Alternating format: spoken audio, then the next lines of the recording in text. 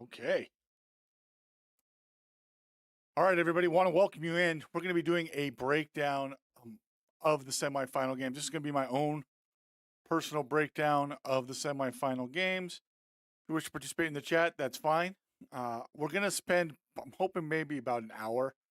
I'm going to go through both games. I've taken a look. I've cut some plays up. We're going to try and do the ones that are kind of what I'd like to see the end zone view of, and then the sideline view. And we're going to go through the plays. And we're going to start off with the Rose Bowl for this particular purpose.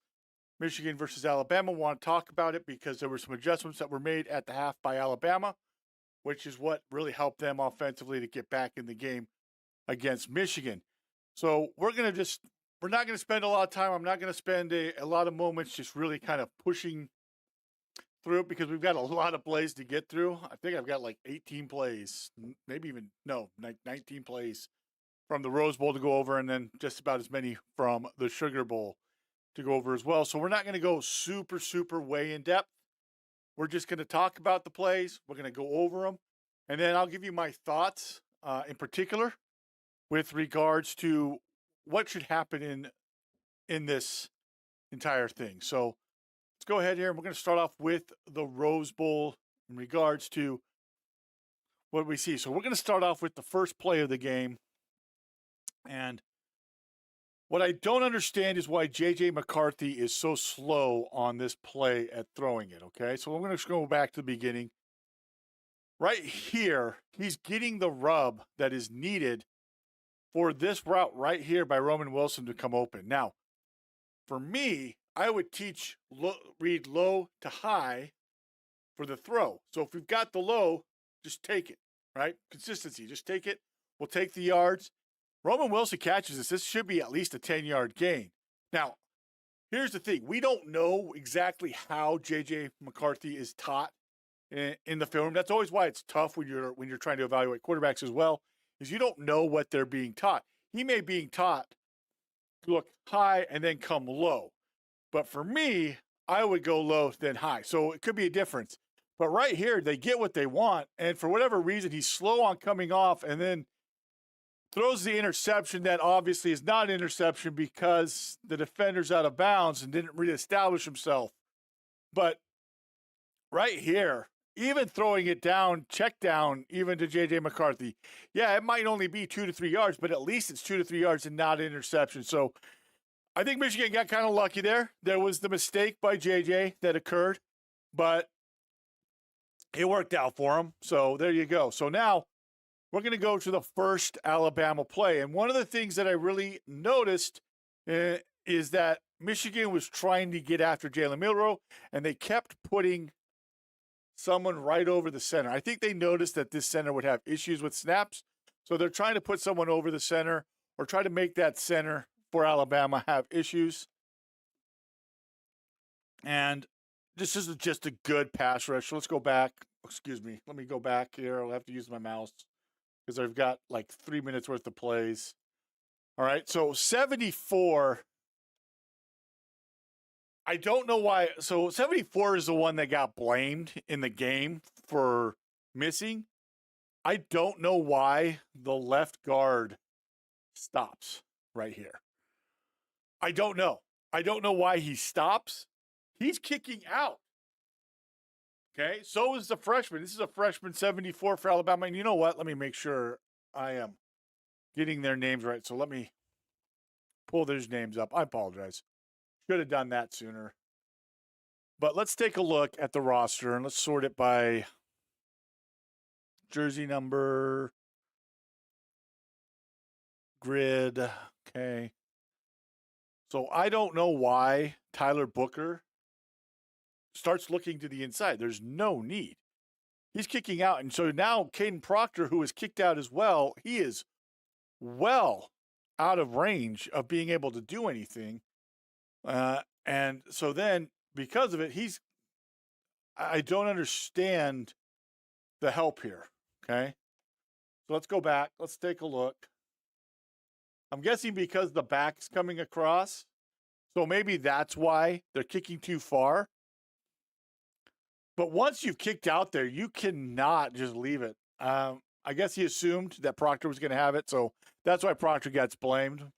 But And that was part of the problem for Alabama all in the first half is there were just misses with pass pro, whether it be, and you'll see in a little bit, whether it be something like players not doing the right thing there, or, you got the line sliding one way, the blitz is coming on the opposite side. So let's talk here about this punt return. This is a fumble. This is a fumble by the punt returner, excuse me. And that's just okay. So one of the things you have to understand is he's running full speed. You can see him, and he starts going with it, and he is now running full speed. If you're running full speed and you're basically having to run about 10 yards, it's not worth trying to get the ball. Okay. If you're a young guy, this is just a mistake. This is trying to do too much. Fired up, you're amped up. This is a big game. You always see it happen in big games like this, semifinals, championship games. You see players sometimes on teams, they're trying to do too much. Had it happen when I was working on a staff, okay? Where one player, he's trying to do too much and he runs and he gets himself in trouble. Excuse me, guys. I got to take off my watch. It's beeping at me. So he's trying to do too much, and that's part of the problem, okay? Let's take a look at the touchdown now. All right, so what he should have done, real quick, the punt returner, sorry, we'll go back to the punt returner. Punt returner just needs to call off. He needs to not try to field this while running. I know why he's doing it. He's thinking, there's no one really down here. If I can get it clean, I can go. But that's just hard because he's running at an angle all the way across, right? And so it's part of the problem. It's part of the things it's the little things like that that can be the difference in a game, but he's doing that. So just got to be aware of what he's doing. He's just got to be aware of that. Okay. So now let's take a look at the end zone view of the touchdown for Alabama. All right. This is just basically an ISO formation. Okay, this is basically an ISO read. Just good old-fashioned downhill I formation run out of the shotgun. We're going to get block here, kick out block here, double team, up. Going to fit inside, clean up anybody that's remaining. And really, actually, they should be working back to this guy because then they can kick here, work up here. Everybody should be blocked. And then McClellan just has to get up inside here, make the one-man miss, which he does, which is, I know I am going to say his name wrong. It's Sorin still? Oh, hold on. Let me make sure that I say it right. Let me look at it real quick. I know who it is. It's number 0, Sorin still. On Sainrin still. Sainrin still. That's sorry. I said Sorin still. It's Sainrin still. My mistake. I will take the L on that one. I've seen that name and I'm like, Sainrin still. He just makes him miss. And that's all you got to do at that point, and that's what he does. So let's go ahead here and erase all this. You can see they're working up. Close inside. Basically, the fullback is going to take really where I think the right guard should have been working to, which was the backside backer. But he seals it off. Look at, we got a nice lane.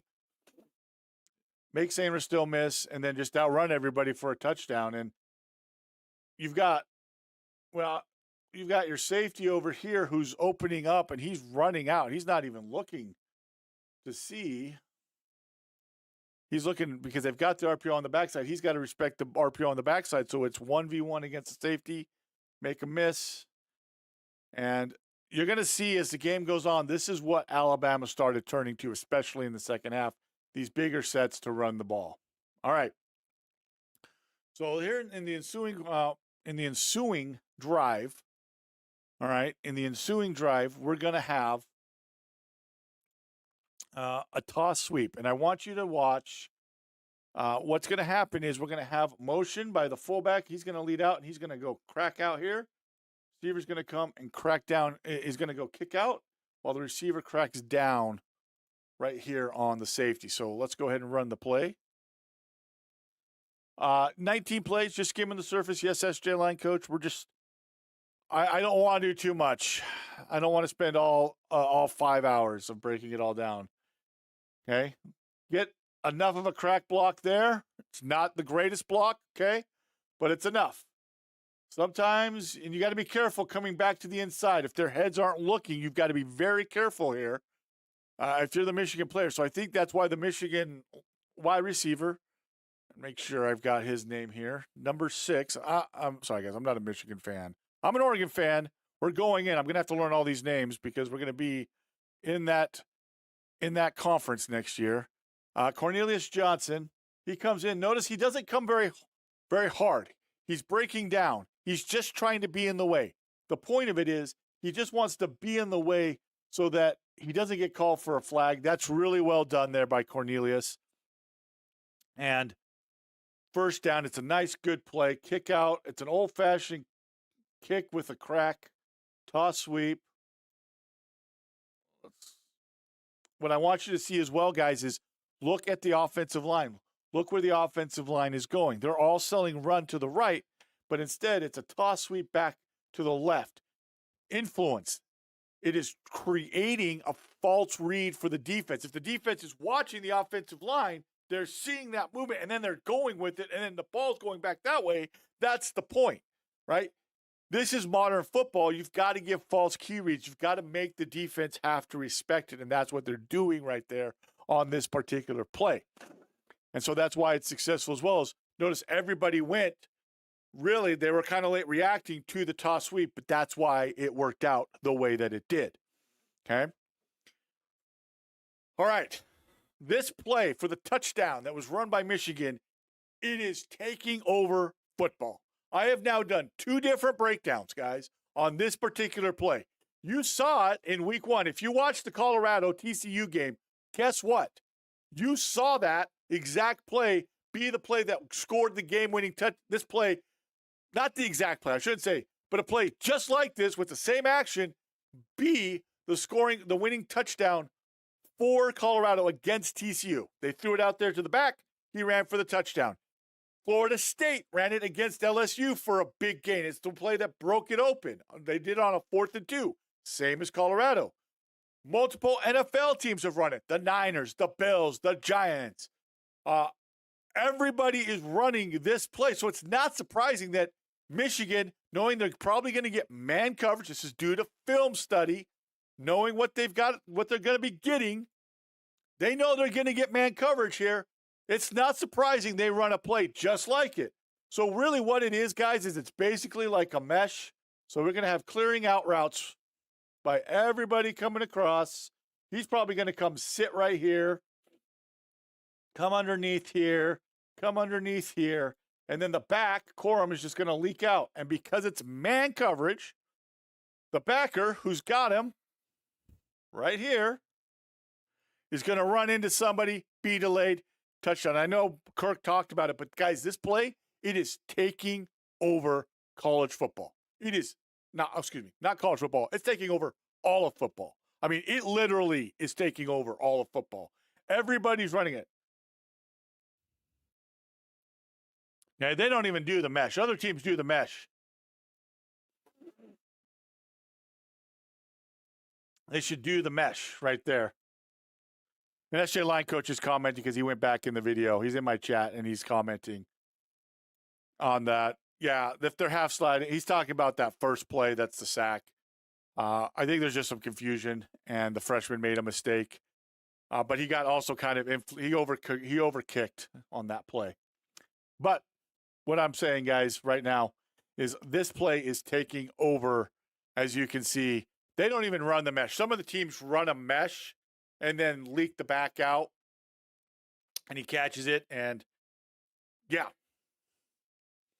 touchdown. So they have a second part of the mesh play, but it's just taking over. It's way so easy. That's why he's so wide open, is you just see the mess.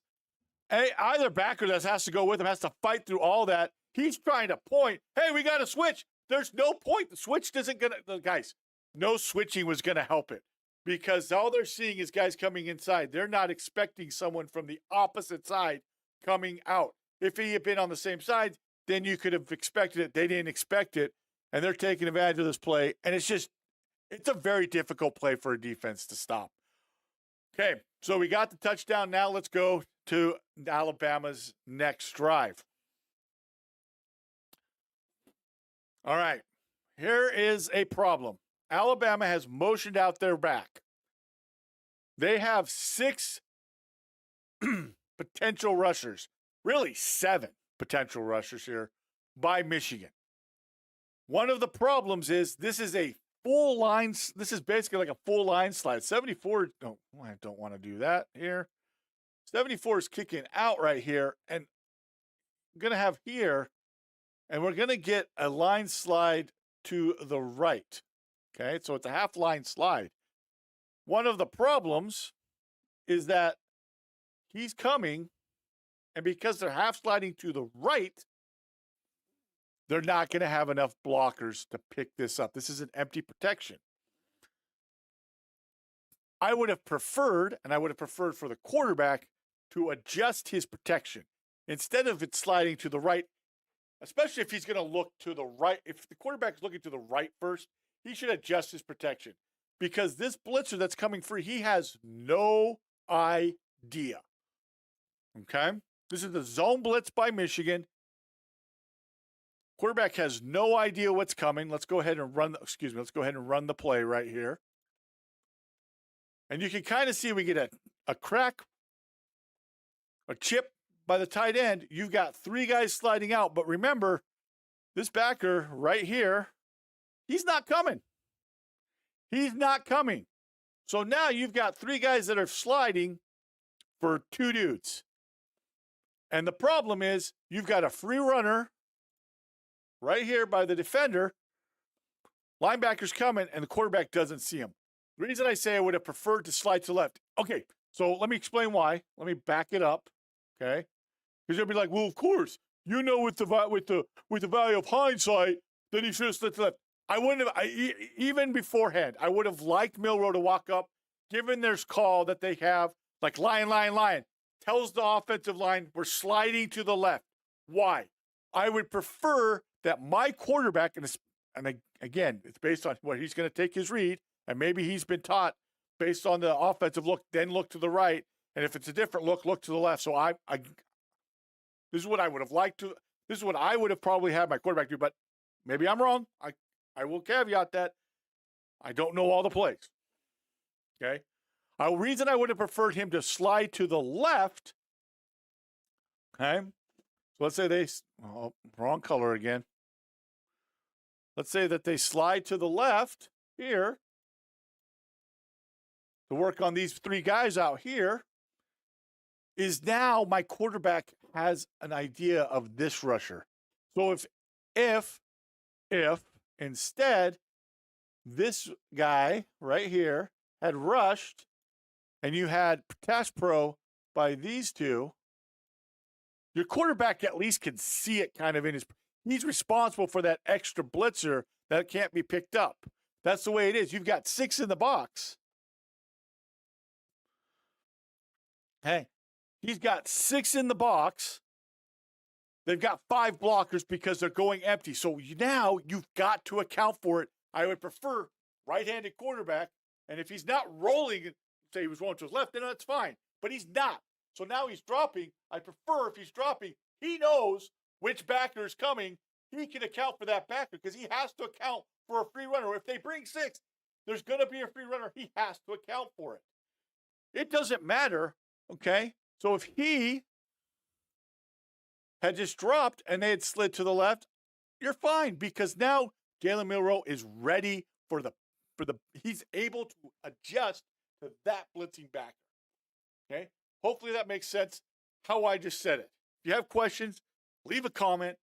But basically all I'm trying to say is I would prefer if I'm going to go empty protection and we're sliding that my quarterback not have to worry about a backside. They're worried about his backside. If he was a lefty, then the slide works perfectly fine. Lefty would have seen the backer coming, could have stepped up. That's my point. That's why I'm saying I would have liked Milroe to be like, oh, I'm going an empty look. They've got a 6-man box. I need to make sure that my protection is to the empty side, is to my left, my blind side. I can account for that backer that will be coming free. All right? That's how I would like it. Okay? So let's go ahead here. And because of that, because it's not what's happens, look at he's looking right here to his right. He never sees the backer coming. Backer comes. Too late does he see it. And that's why I'm saying what I said. Would have liked him to just go up and be like, lion, lion, lion. Now his line knows they're half sliding. Doesn't matter if that backer doesn't blitz. If the backer on the right blitzes, he can adjust for it because he can see it. He can react. He's responsible for the free runner. I don't know how a quarterback is able to see the free runner from his blind side. So that's why I mean that. Okay. All right. And again, like I said, this was part of the problem for Alabama all in the first half. Miscommunications, things with blocking that were causing problems for them. All right.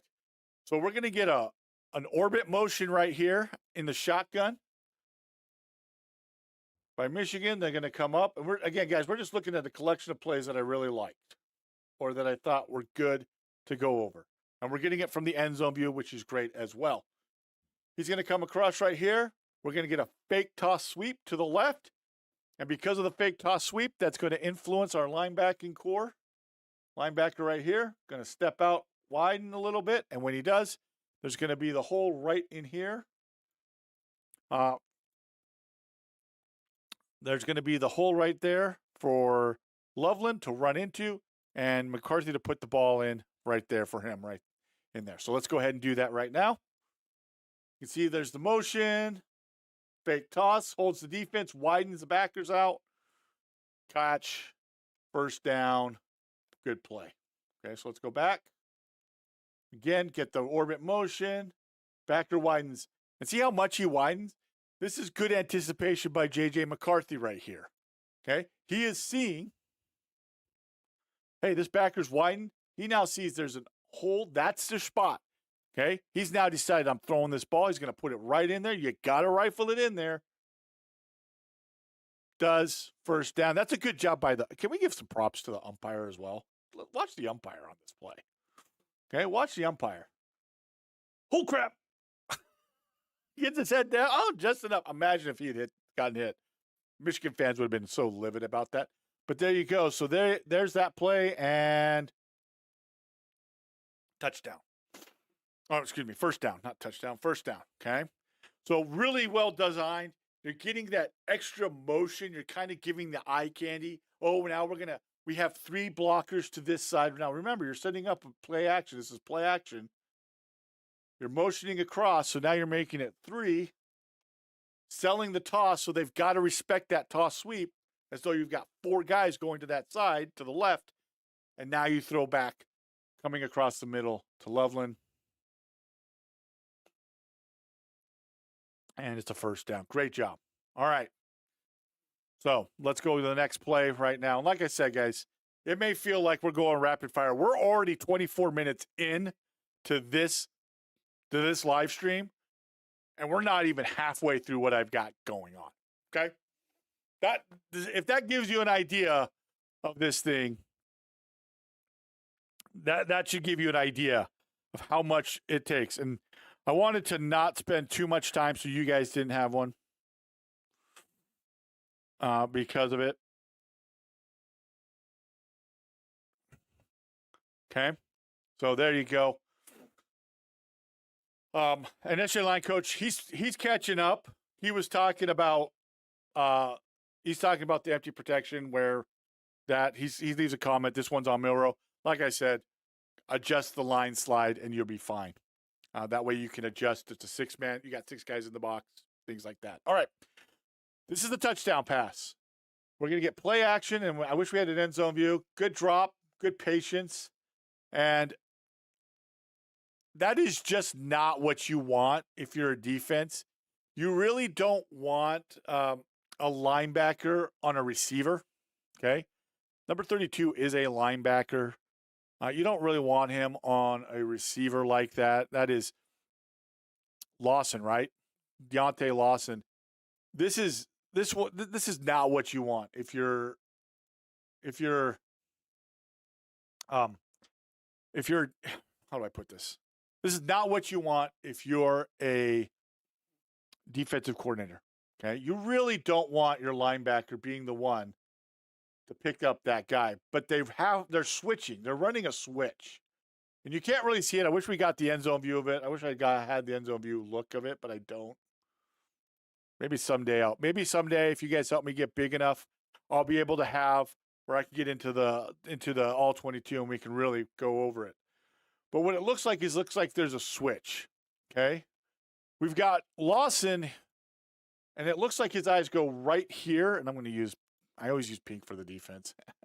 Sorry, guys. It doesn't matter if you're I'll switch it to yellow for Alabama as well. So, but it looks like his eyes are right there. And what you're getting basically a clear out route right here by Loveland. And then underneath route coming here for the receiver. And they're switching is what it looks like. To me, is what it looks like is it's a switch. So Lawson is switching to the receiver.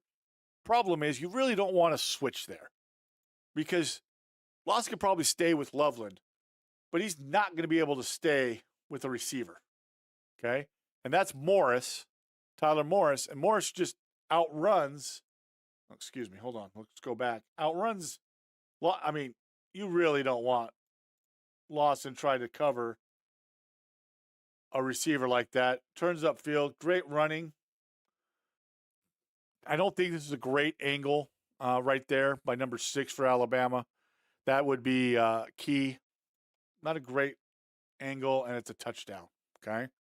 So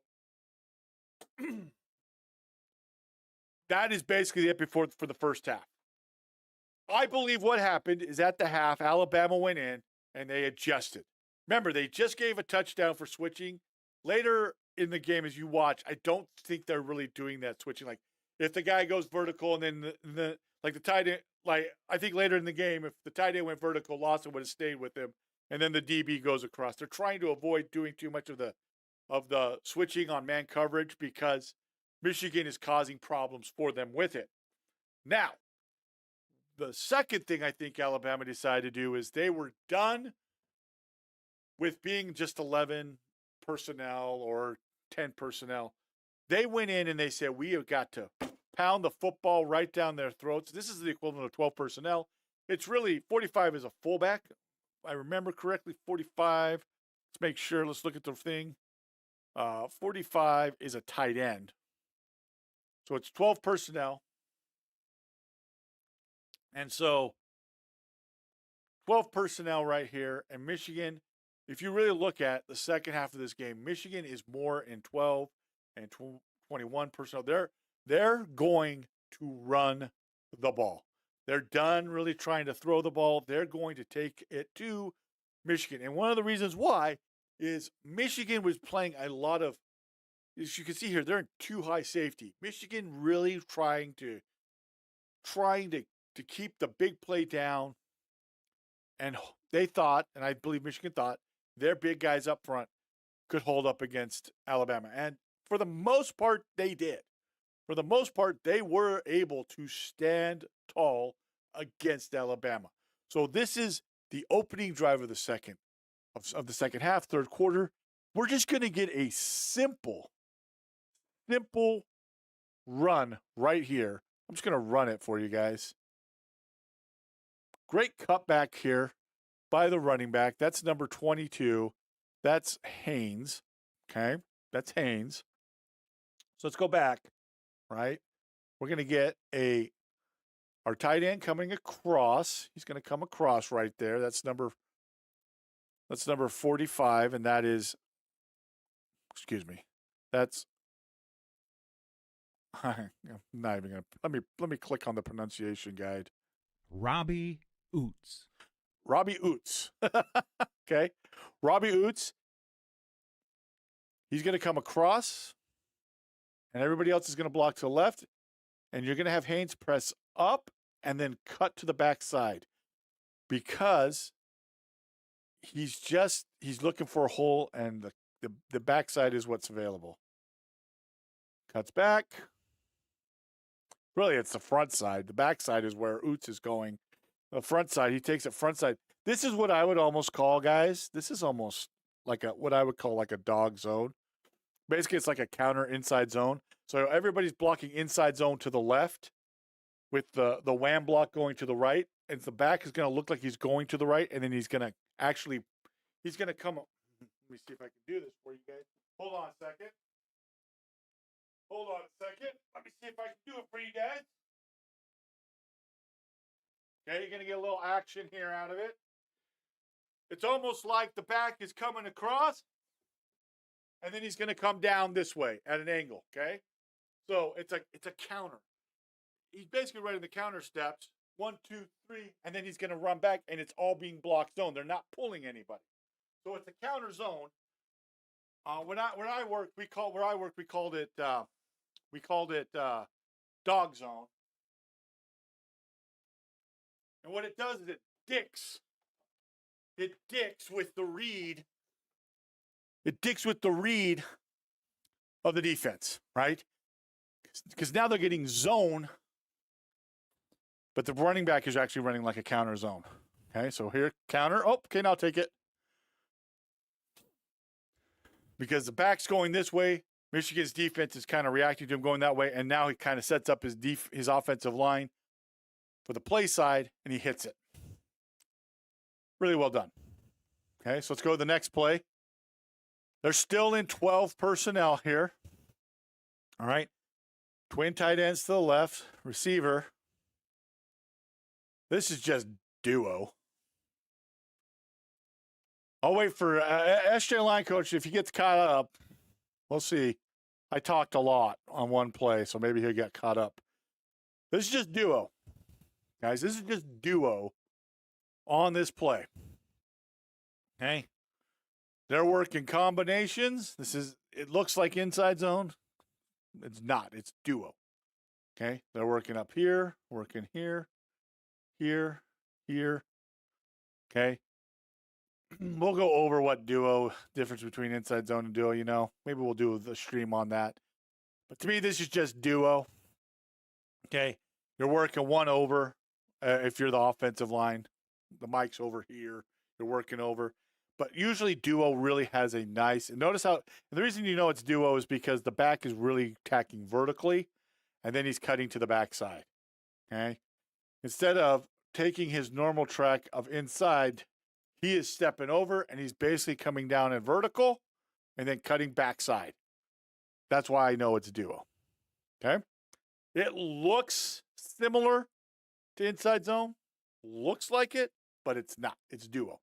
And usually duo is run with the tight ends being on the backside. So we'll do a stream on it. I might have like SJ line coach come on, Eagles come on, or a guy, our Tyler guy, Gutwine, who he's an old line coach. We can talk about duo and inside zone. So they ran inside zone, really kind of a counter inside zone, and now they ran duo. But what I want you to notice is that right now Alabama is staying in 12 personnel. They've decided we're done trying to throw the ball. Our receivers aren't getting the wins. We're struggling to block. Let's put some beef on the line. Our guy can run, and let's just go to the run game. And unfortunately for them, this drive was starting out well, and then bad snap. And I got to be honest with you. If this has been an issue all season long, I don't know how you fix anything like this. Apparently, this center he's had problems with it all year long. I don't know how you fix that, guys. I don't know. As a former O-line coach, I don't know how you fix that, especially in the 14th game of the season, right? And one of the things you'll see is if you watch the game, you'll see a lot of times where Jalen Milroe, it's kind of like he's bending down. Jalen Milroe has been trained so much by the snaps by this center that there's times that Jalen Milroe will bend down to catch a snap that's actually not needed to be done because he's so used to, I've got to bend down, I've got to bend down, I've got to bend down, I've got to bend down. And the problem is that trains your quarterback to bend down all the time. Bend down all the time. And then it messes up the timing of plays. And that's what killed him at the end of the game. Okay? So we get a bad snap here. It's right at the feet of Milroe. And this basically kills the drive because it happens on the next play as well. We don't need to see all that. Okay? But that's what happened right there. All right. So we're going to go forward more in the game. Okay. Alabama has been winning the field position battle, right? They finally get the field position battle. And there's something else I want to bring up. So there is a play, and I don't have a clip of it. Where Michigan substituted in Orgy, the quarterback. They tried to throw with him. And instead of throwing the ball away, he took a 2-yard loss. And then on the next play, so instead of it being 3rd and 7, it was 3rd and 9, because it had been 2nd and 7, and Orgy didn't throw the ball away. He ran out of bounds, losing 2 yards. It was now 3rd and 9. And because of that, the ball was behind the receiver, so it's also on J.J. McCarthy. But he had 7 yards. Instead of being a first down, it's now a 4th and 2, and you're punting the ball. It's just little things like that. And so, you see little things that happen in a game like that. But regardless, the punting situation for Alabama finally got them to where they needed to be. We get some good runs down the field by Alabama, but I wanted to look at this particular play because it's a couple times that Alabama runs it with Milroe that just are so good. And we're almost halfway through the video, guys. Like I said, this thing is going to be a long one, so bear with all of it, folks.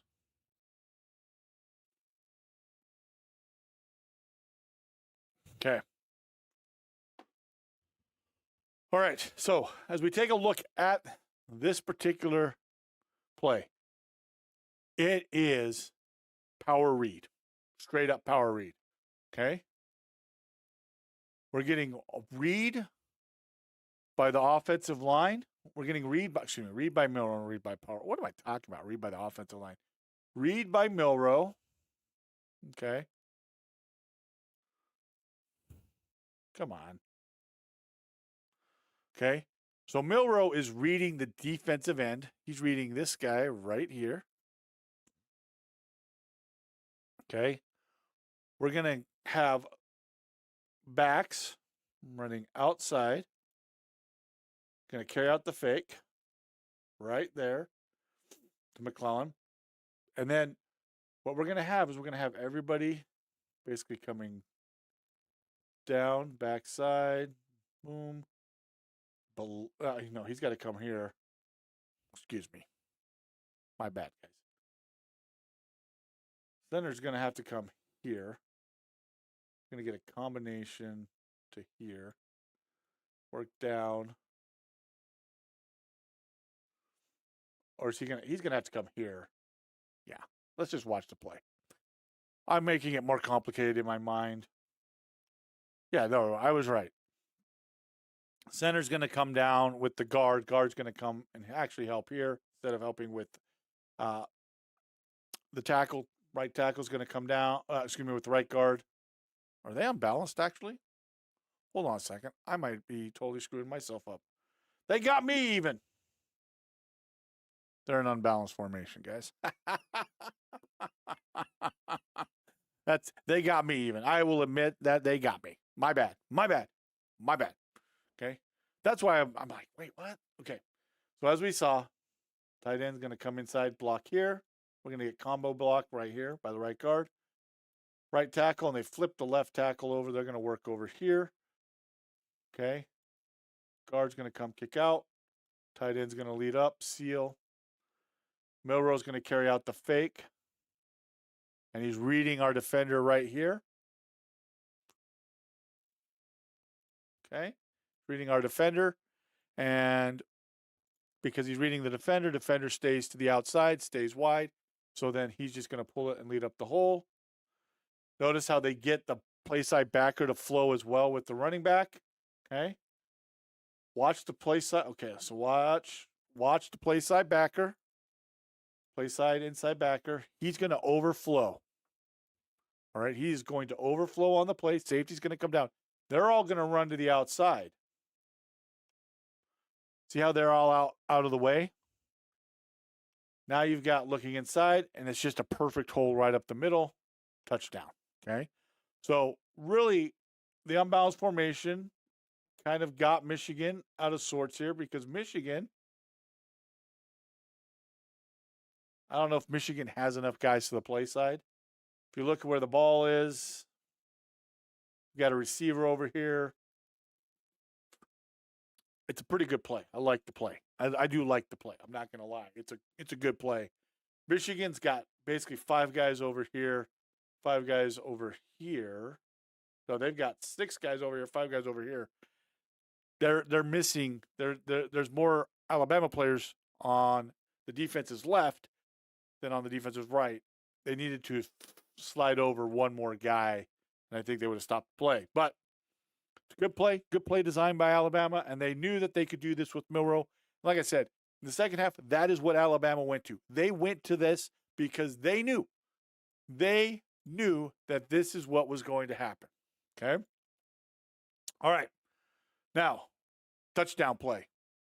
I know Michigan fans are angry. They believe there's a hold.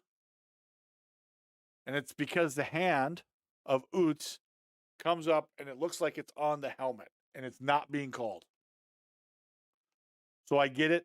The hand is outstretched. Looks like the hand is over right here. So I get why there's the complaint. That's why Harbaugh was angry and saying, okay, so we're going to get down. Okay, remember, we just talked about duo. This is basically just this is duo right here, guys. Okay? This is just duo, in my opinion. Everybody's down blocking. It's duo. Attack vertical, then bounce to the backside. Really sucks in safety. Touchdown. Okay?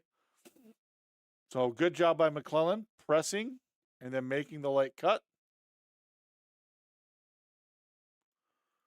All right. Again, we've got a tight end. It's an unbalanced formation. It's unbalanced.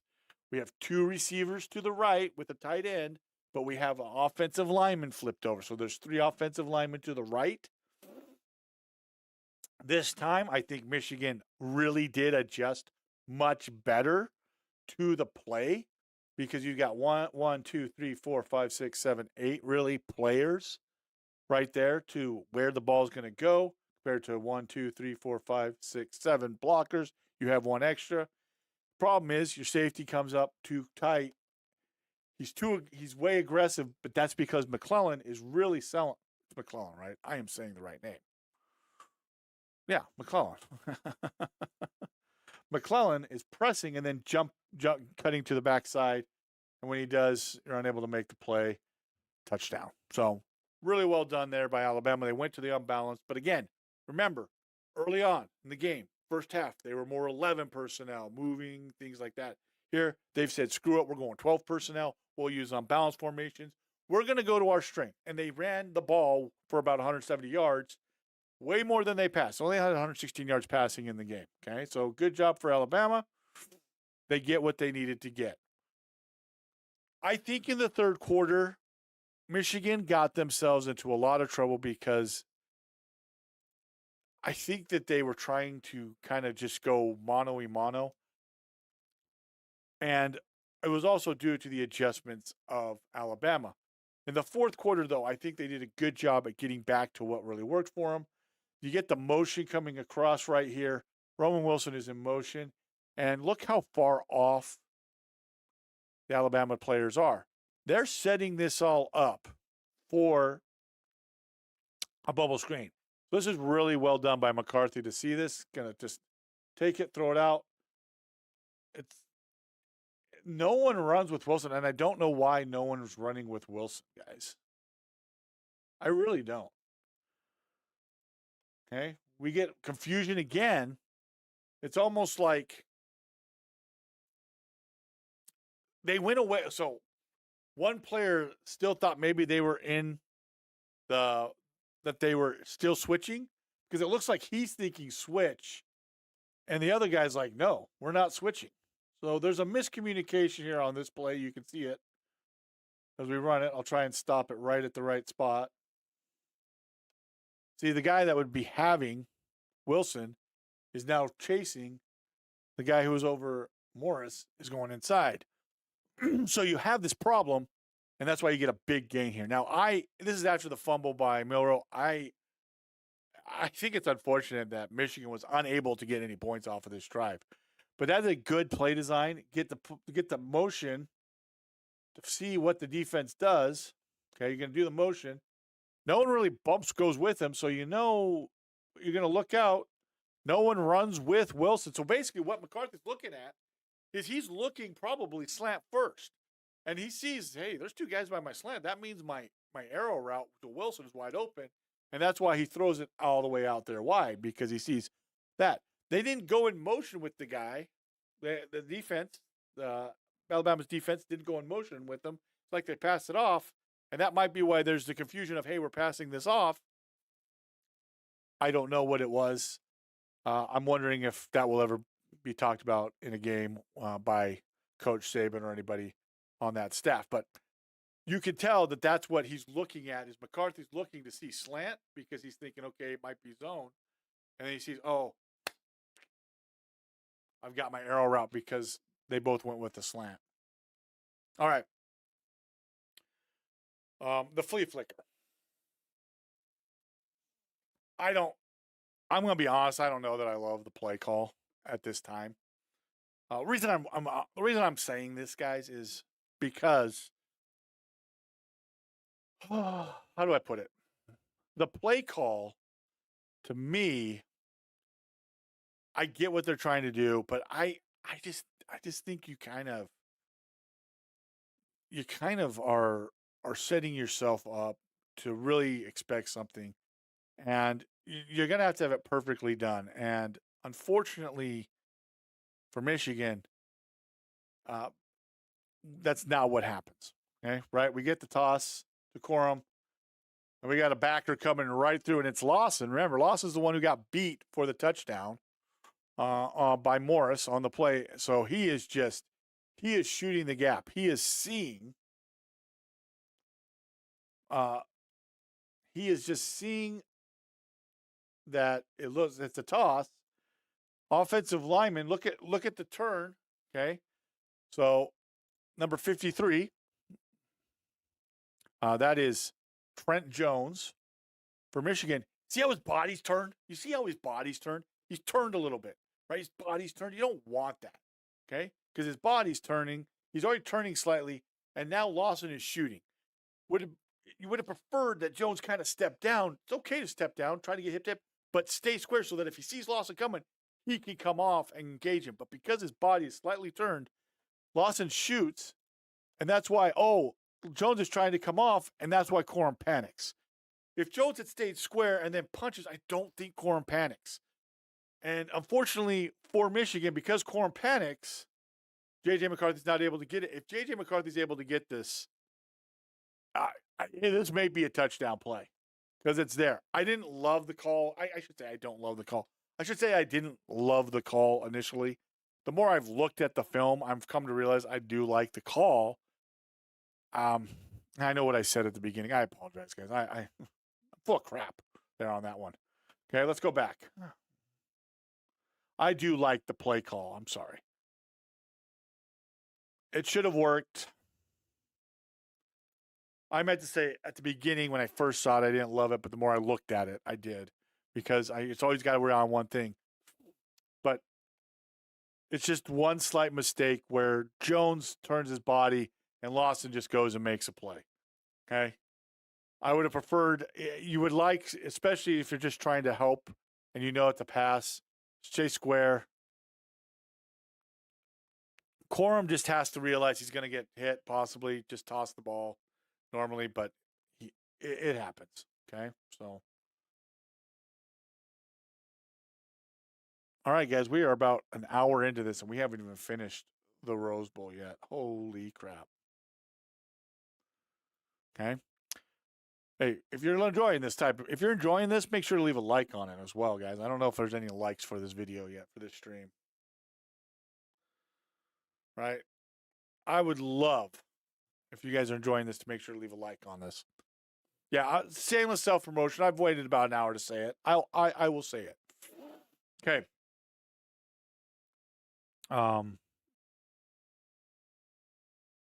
So I like this play by Alabama. Now remember, they're going to try and just run the ball. This is an outside zone. Basically, Milroe's going to spin. He's going to hand the ball off. He's going to hand it off to number 26. That is Miller. And this is just a great run by Miller. Okay? He's going to hand it off outside zone. We're going to try and have a crackdown by tight end where it's a pin pull. It's a pin pull around. All right? Serene still gets hit. Looks like that's Serene still. He gets knocked down.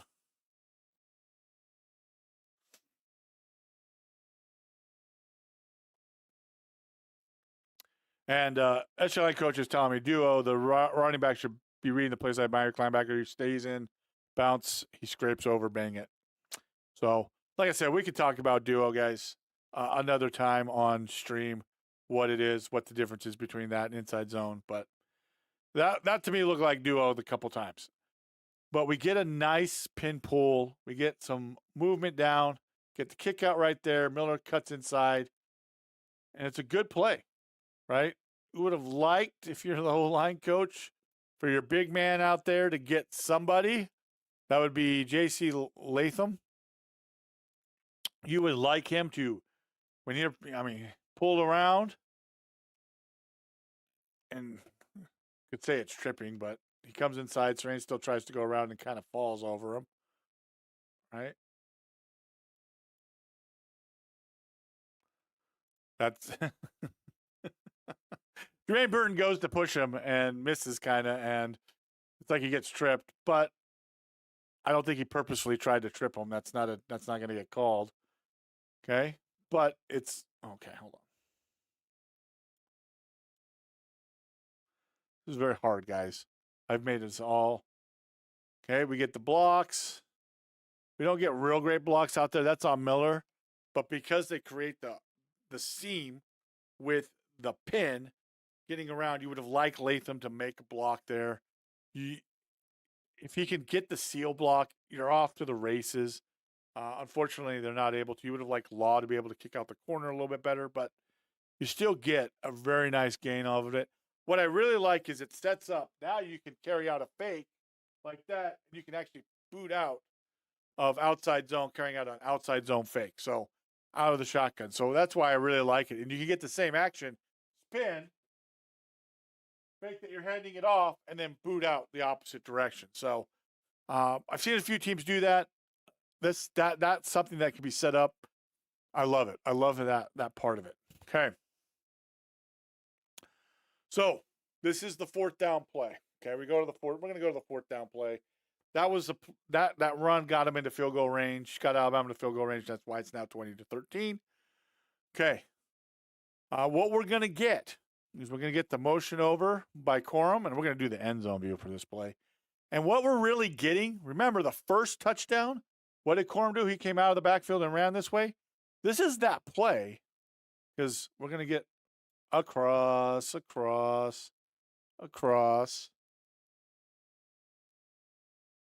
And so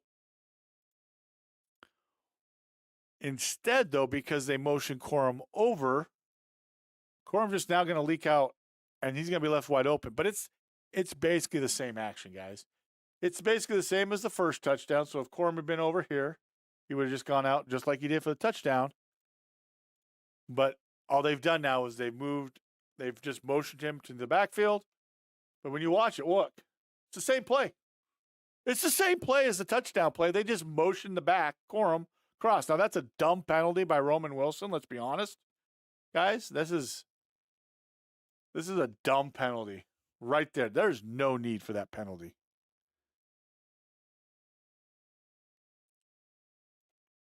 SJ line coach, what do you mean, why? You're behind a little bit, so I don't know what you're saying why to. Is there something that you disagree with? Guys, I'm doing this as a live stream, so SJ line coach is in the chat. He's behind, so he's leaving his thoughts in the chat. But Rowan Wilson, there's no need for that block.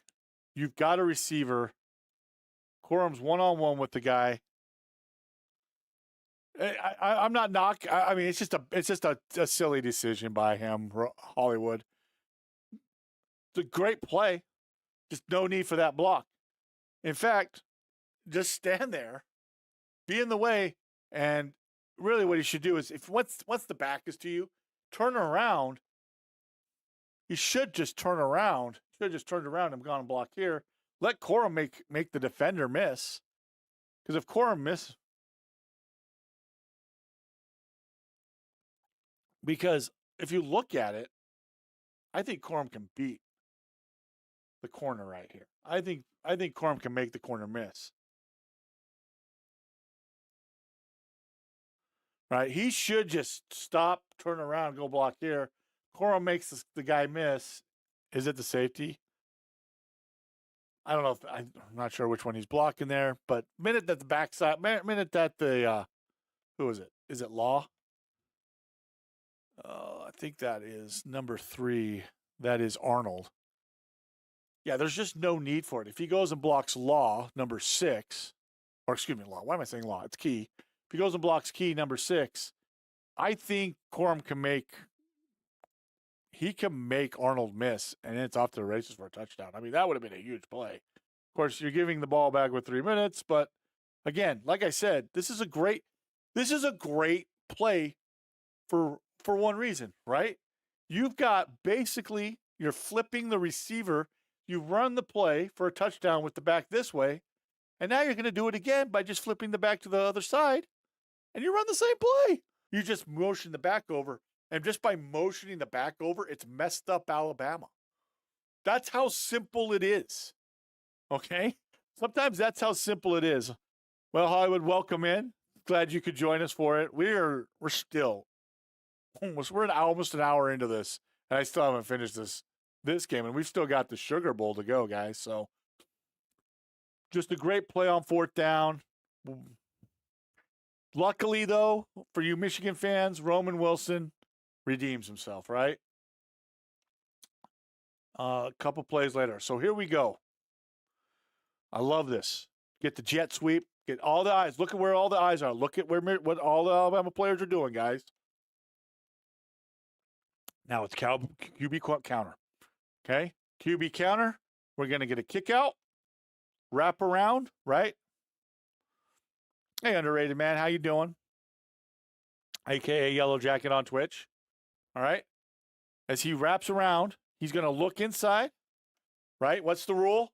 If you see the butt, if you're the second part of a guard tackle count, if you're the second puller on a counter play, if you see the butt of the guy in front of you who's kicking out, go inside. You're going to cut up inside. So we get the kick out, get the seal. Now it's McCarthy. Got Loveland making a great block downfield. I'm surprised that they let this they didn't call penalty here. I think that I was actually really surprised in the game that they didn't call penalty here. Okay. I was really surprised by this. Okay, but it's really great. Get that action to sell it, right? Carry out the fake. Now come back inside. Underrated man? Probably not tonight. I'll just be honest with you. This is going to go a long time. It'll have to be like tomorrow night, maybe. Okay, so he's going to come under. Let's get the seal. And like I said, I'm surprised they didn't call penalty here. It'll be underrated, man. You're okay. There's just a lot. We're an hour in, and we're still not even done with this game yet, underrated, man. That's why I'm saying what I'm saying. All right. This is where, and I didn't show the throwback where he hit Roman Wilson because it was a hell of a play by J.J. McCarthy to catch that ball with one hand and then throw it. I don't need to really go over because that was great. I'll be honest, when I first saw this live, I thought that was an interception. I thought he had thrown it too far over the top. Okay, I thought McCarthy had thrown this ball way too high, right? Because you got Roman Wilson coming across. Basically, you got people coming up across, and then he's going over the top. And I thought this ball was high. So Roman Wilson, going up top, getting the catch. Great job for Roman Wilson on that play. I mean, if you're a Michigan fan, you're saying, okay, thank you for making up. Thank you for and I think the ball did get tipped. That's why. If you look at the trajectory, watch, I think Lawson gets a hand on it. Because it looks like the ball kind of goes over the up. But it's just crazy to me on this play.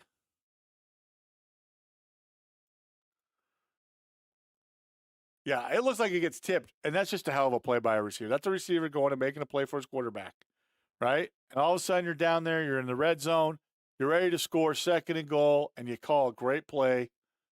Just simple play, right? Get everybody looking one way, sell zone to the right, bring Roman Wilson back to the left for a touchdown. Simple play. Okay. Notice everybody's selling that they're trying to block to the right up front. You have 2-round route right here. What did I say? Remember, guys, I've said, look, shallow to deep. Okay. That's how I would coach it. Again, I don't know how JJ's being taught it.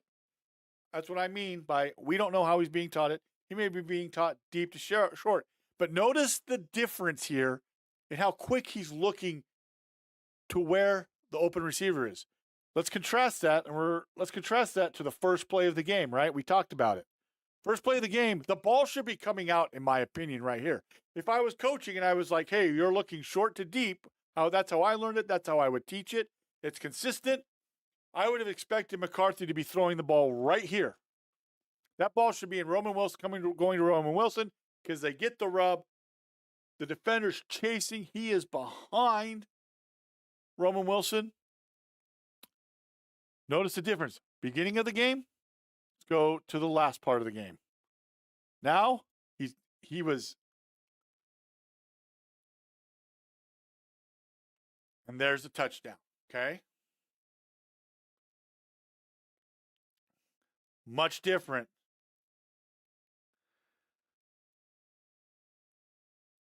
Much different situation right there, guys. Okay? So that's a much different situation. Good job. That's a good job by JJ McCarthy adjusting and going to it. Okay? And Line coach is a little bit behind. He's following up on this. But underrated, man. For right now, we're just doing the semifinals tonight. We can do other stuff. We've got a lot of off season to go over stuff as well, so don't worry. Okay? But guys, you see what I'm talking about there? Good job by JJ McCarthy. He adjusts. He takes his coaching. He's told, hey, make sure to come off quicker. Again, I don't know how he's being taught. Again, for me, I work short to deep. If we got the short, be consistent, take it. If you got the deeper route, and the short route's take, but the deeper route is open, take that. Like that. Your posts must not be going through when you post them. Oh, are you? I don't know. Okay. All right, guys. So that is that's the game time touchdown. All right. If you do not love this touchdown run, all right, yellow. I'll call you yellow. Okay. Yellow jacket. All right. So I love this play. Okay. It's a great play. Just love it. Good bounce, press. Bounce. Look at that. Whoop. I thought that was a face mask to begin with watching the game. But I just love, okay? This is why you work as a running backs coach. This is why you work the jump cuts with your guys. Jump, okay? So what you'll put like a bag down. You'll have them run at the bag, okay? They just run right at the bag, and you're standing. So they're running at the bag. You're behind the bag so they're running at you while you're behind the bag, and then you just point. And so once they get to the bag, and just as they get to the bag, you're going to point a direction. They have to practice the jump cut. they're going to jump cut and then get vertical. Okay? So that's the thing. They're going to run up, boom, jump cut, and that's what you see here. That's what Corum has worked on. It's one of those things that has occurred in practice. Okay? We're going to basically get power. This is basically power, guys. Pull in the guard. We're going to kick out with the fullback, press, jump cut. Another kind of cut right there. That is a great, okay. When we talk about receivers blocking downfield being the reason for big plays, guys, and this is why people were so angry at what George Pickens did. It's blocks like this can be the difference of a touchdown or, first and goal, and maybe you don't get it and you got to kick a field goal. But instead, you block the cornerback, okay? You get McKinstry, and he's unable to step in and really force the play back inside. Corum's able to cut off the block, and it's a touchdown. But it's so well done, right? You got everybody inside, so once you break it and make that cut, and notice how he's pressing, and now he's going to work to the outside, get the jump cut. It's a great play. Jump cut, two guys get blocked by one offensive lineman, and it's a touchdown. Okay. And this is the final play we'll take a look at from the Rose Bowl. All right. Okay. For the Rose Bowl, we've got the pre-snap motion. Now, I do not know if this was supposed to be a potential pass or run. I just don't know. I don't know if he was going to catch it and either throw it or run it. I don't know if he was supposed to catch it, fake like he was going to throw it, and then run. I don't know. We don't know this because he is hurried. He panics because it's a low snap. Remember, again, they've been having issues. Like I said earlier, the quarterback has been trained to bend. He's bending for no reason sometimes. There's no reason for him to bend, and he is. Okay, he'll bend, and the ball's like hitting his face because he bends. But he's been trained so much because of this particular center that's what he's doing. Okay? And it's just, I don't know how you fix it if it's not getting fixed right now. And that I think that's McLaughlin, isn't it? Their center. That's a senior. Like I don't know how you fix a problem like this. Especially when you're on the 14th game, it's too late to fix any of that. But that is something that will have to be fixed for Bama going forward in the next few years. Okay. All right. So we get the snap. He presses up. And I know everybody is talking about following your blocker, which I think if it's not a bad snap, has a better chance. But we got to talk about the fact that Latham gets his ass kicked on this play. All right. Latham gets his ass just absolutely blown up on this play. Okay. He is getting pushed into the backfield. You got to call it like it is. Okay. If you're an Alabama fan, you're mad if I'm saying that. I don't care. Sorry. It's just a straight fact that unfortunately on this play, Latham is just getting his ass totally kicked. Okay. You don't want to see it, but it is. Okay. Because he's getting his ass kicked, I think he really kind of gets in the way. And again, Milroe's down. I think Milroe panics because it's a bad snap. And he also, in his peripheral vision, he's seeing Sarin still coming. Sainra still. I don't know how to say his name. I'll do my best. I'm sorry, Michigan fans. You'll be like mad at me. I'm an Oregon fan, guys. Sainra still coming. I don't know if he's seeing him out of his peripheral and he's thinking, oh, he's going to get me. I've got to run inside and then try to bounce it. But the problem is, again, he's going to have to press and then come right here. And I initially thought he couldn't get there. I still think it's a tough get, guys. I know a lot of people are like, oh, it's just, I don't know if it's as simple as people want to make it. I think Sanger still is out of position. I think this gives him a better shot if he goes right now. but he's already kind of in full speed motion, and he gets tackled. And that's the game right there. Okay. But regardless, Latham can't get his ass kicked into the hole. Okay.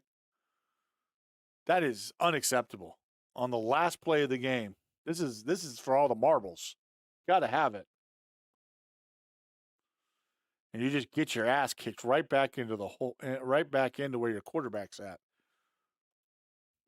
Let's go back. Let's run at full speed here.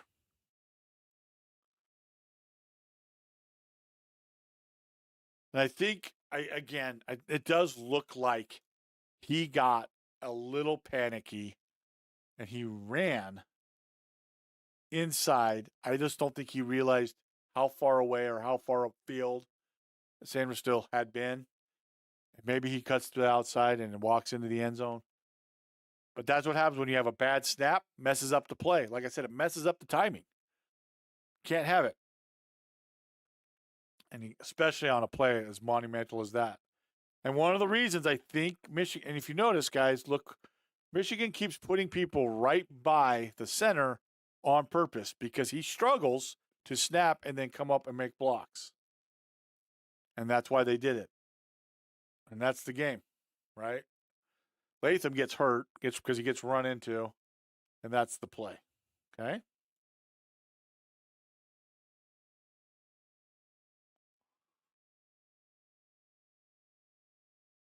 All right. So we're not going to go through all this play formation.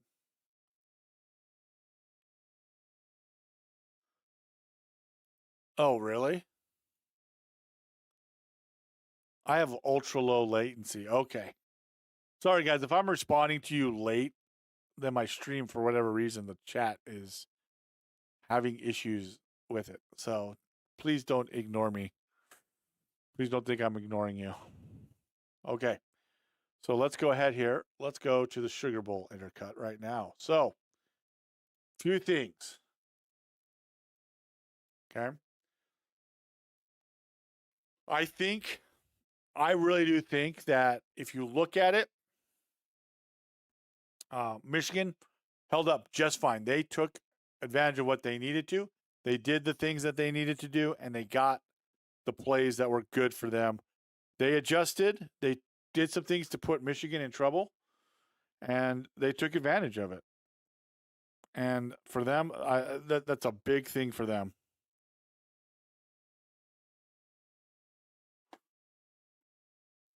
So let's go ahead here. And I'm getting comments on my Brad Allen video. I'm already loving it. People are telling me I'm wrong, even though we have actual video of Decker going like this. Thanks, guys. I appreciate it. I appreciate people making comments. Get that engagement going. All right, guys. Let's take a look at Sugar Bowl. Great game for Michigan. They didn't waver. I thought that first play, I was like, oh my God, Michigan's going to get blown out again. Michigan's going to get freaking blown out of the game. What the heck is going on here? Right? I literally thought that, guys. I thought Michigan was going to get blown out on that first pass by J.J. McCarthy, but they came back. They did what they needed to do. They got the stops. They adjusted, came back, ran some great concepts to really put pressure on Alabama, and great job for them.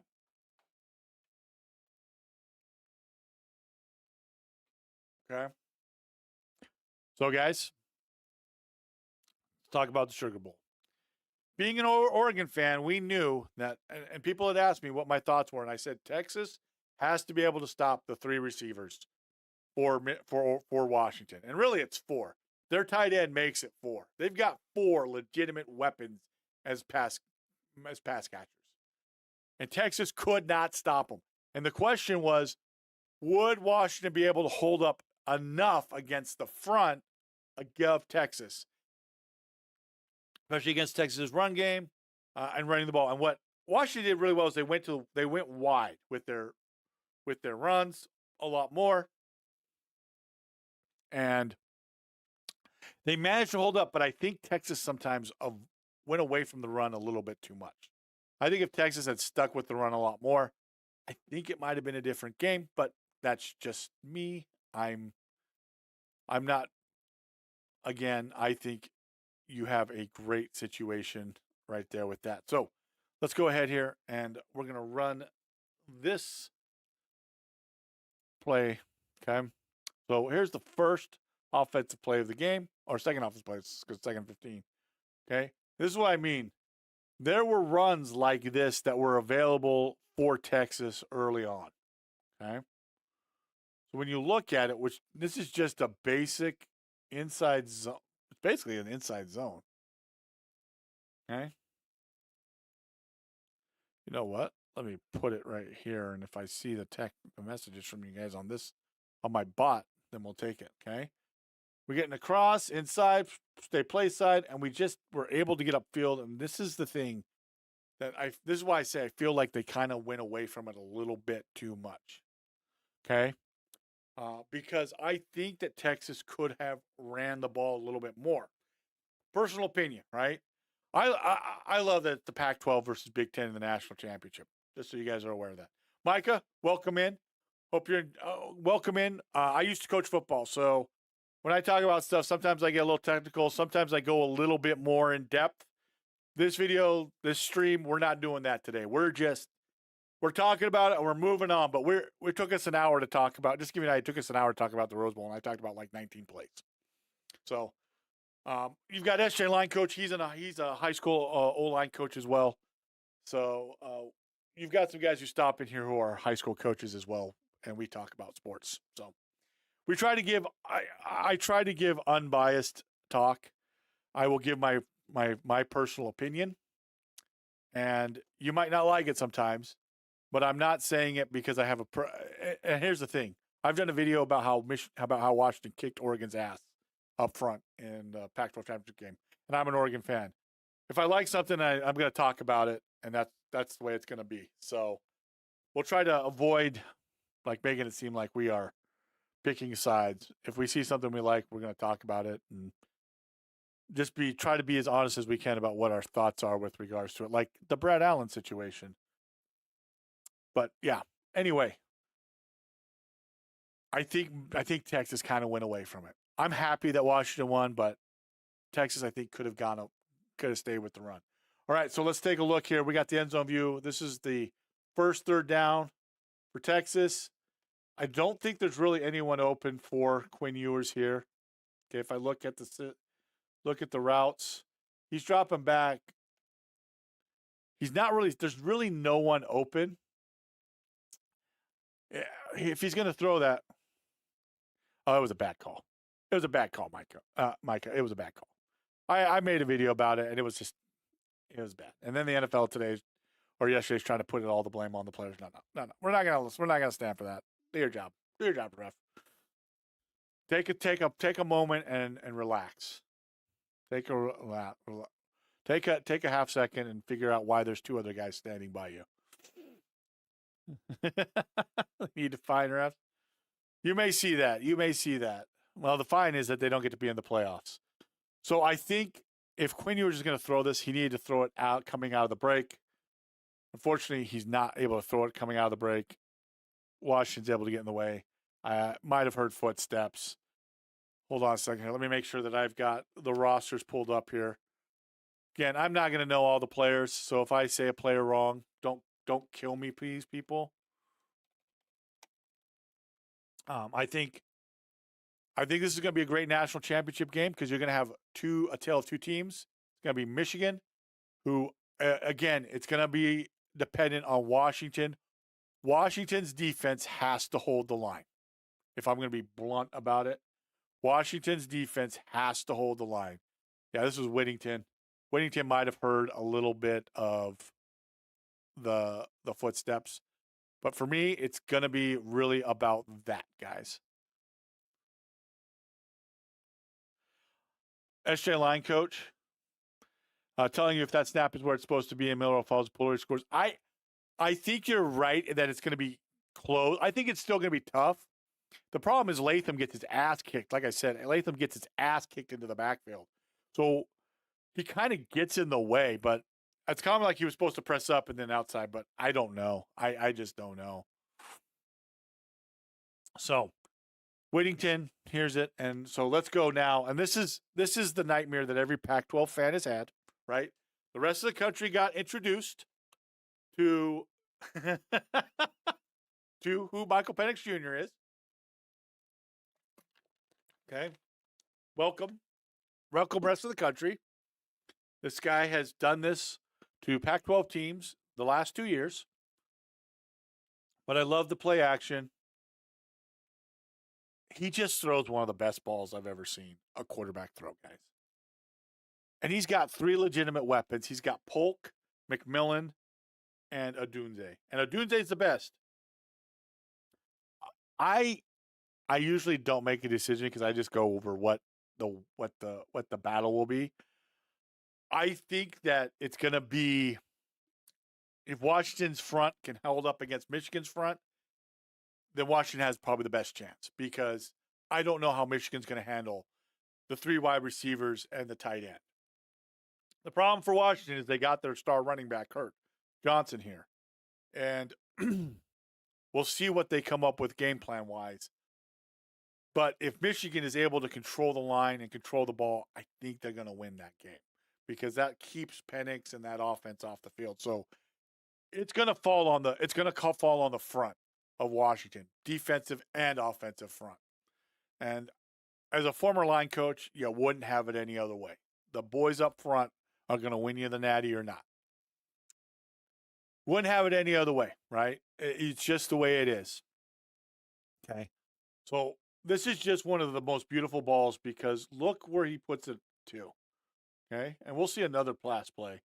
Drops back, patience, and look where he puts it out. I mean, there is just no chance for that defender. Leads him perfectly to the sidelines. Catch. Polk's going to make a big play out of it. And that's I mean, this is the first quarter, first drive for Washington, and already everybody's like, oh, Texas is like, oh, these guys can throw the ball. And remember, I told people, I said, Texas has got to stop the passing game, and it's going to be hard. Texas doesn't have a great secondary. This is the problem playing Washington, guys. And Washington is now healthy, except for Johnson, who got hurt. But all the receivers are healthy. McMillan's healthy and all that. So, love this. We get the inside zone, and I just love that Dylan Johnson does not hesitate. He just rushes upfield, gets tackled, touchdown. But notice he's not wasting any time. He's getting his cut. He sees where he's got to go, gets his cut. He's just going to press and get vertical, and it's going to be a touchdown. So really, really like it. You know, some backs might come up and try to kind of dance. He's just, notice he's going to come downhill. He's going to press the play side, just take the backside gap cut, and just go into the end zone, touchdown. I really like the offensive line. Let's go back. We'll watch it again. And guys, this is how it goes when film watch is occurring, guys. You're going to watch play over and over and over again. Right? We're going to get washed down. Oh, it's great line play right here. It gives him a spot, right? The thing is, Dylan doesn't waste time. He's gonna attack play side, take the backside. He doesn't waste time. And the offensive line, we're gonna get a great double team push here by the center. Everybody's coming down and kind of clearing the way. Okay, you can see this offensive line. I think they won, if I remember correctly. They won the best O-line award in the country. So this is a very well coached offensive line. I think people didn't realize that about this team, right? And again, they've taken it. They're tired of hearing about how soft they are, so they took it upon themselves to not be soft on this play, right? You're going to get, it's an unbalanced formation, by the way. I don't know if you guys noticed this. It's an unbalanced formation. They got the tight end here. There's 3 offensive linemen here to the left. 3 offensive linemen to the left. and look where Texas is aligned to. Texas has got more players to the two linemen side. They've got all these guys. There's no one over here. I think they get caught up in the mesh in the wash of the blocks. That's really well done though. That's really well done by the offensive line of Washington. So you got to give them credit there. They kicked Oregon's ass in the Pac-12 championship game. We went over that in the video, guys. We talked about the run game, the counter, things like that. They didn't run much counter in this game, but they just did stuff that really they took advantage. Okay, I love this play design. I love this screen that Texas calls right here. Okay, I love it. Why do I love it? You're going to carry out a play action. You're going to sell that you're rolling, and they'll run it to the right. They'll sell the play action boot to the right or to the left. Here it's to the left, and he's selling play action to the left. Notice what the defense is doing. They're all reacting to receivers coming across. Now he's going to spin around and throw it on a screen, and you're going to get some nice blocking downfield. Cut the intercut a little bit too quick there. That's on me, right? We're going to get, you got running back, who's number 23. That's blue. He's the speedster. He's going to sell going vertical, so it's going to pull all the defense out. And because he's booting to the left, linebackers, defensive line think they've beat their man, except they haven't. He's going to spin around, throw it out to Baxter, who's going to get up, who's got lead blockers for him. And it's a first down. Got the convoy of blockers that he needs. And I just love it. And they'll run it to their tight end as well, Sanders. Okay, they'll run this exact play to Sanders, who's number 0 right there. You see him down there. They'll run it to him as well. It's really a great concept. I love it, particularly because of what it does. All the eyes are looking one way, and instead it's a screen back to the other side. Sarkisian does some really good things, guys. He really sets up plays well. So I really like it. Okay.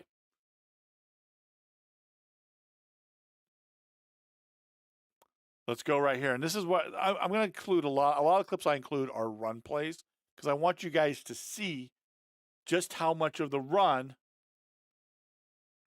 This is why I was saying I think Texas might have wanted to stay with the run a little bit more. Like, look at this. Okay. You're going to get a nice outside zone pressed by Baxter, and then he's going to take the cutback, and he's got a nice wall on the cutback. This is a really well done block. Really well done blocking by them. Okay. You've got Blue coming across. You got to worry about him potentially leaking out for play action. Now you're going to have the offensive line. And one of the things on offensive line, and Micah, if you're still in here, one of the things on outside zone, okay, notice the offensive line they're all working way to the outside, right? They're all trying to go outside zone. What people need to understand is on outside zone, the backside cut is kind of what you're expecting to get a lot of the time. You don't necessarily expect to get the play side, stay to the play side, right? So Baxter's reading. Head outside on the first defender right here.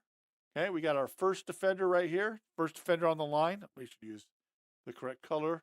This is the color we use for defense. Coach defense, but also being an offensive guy more.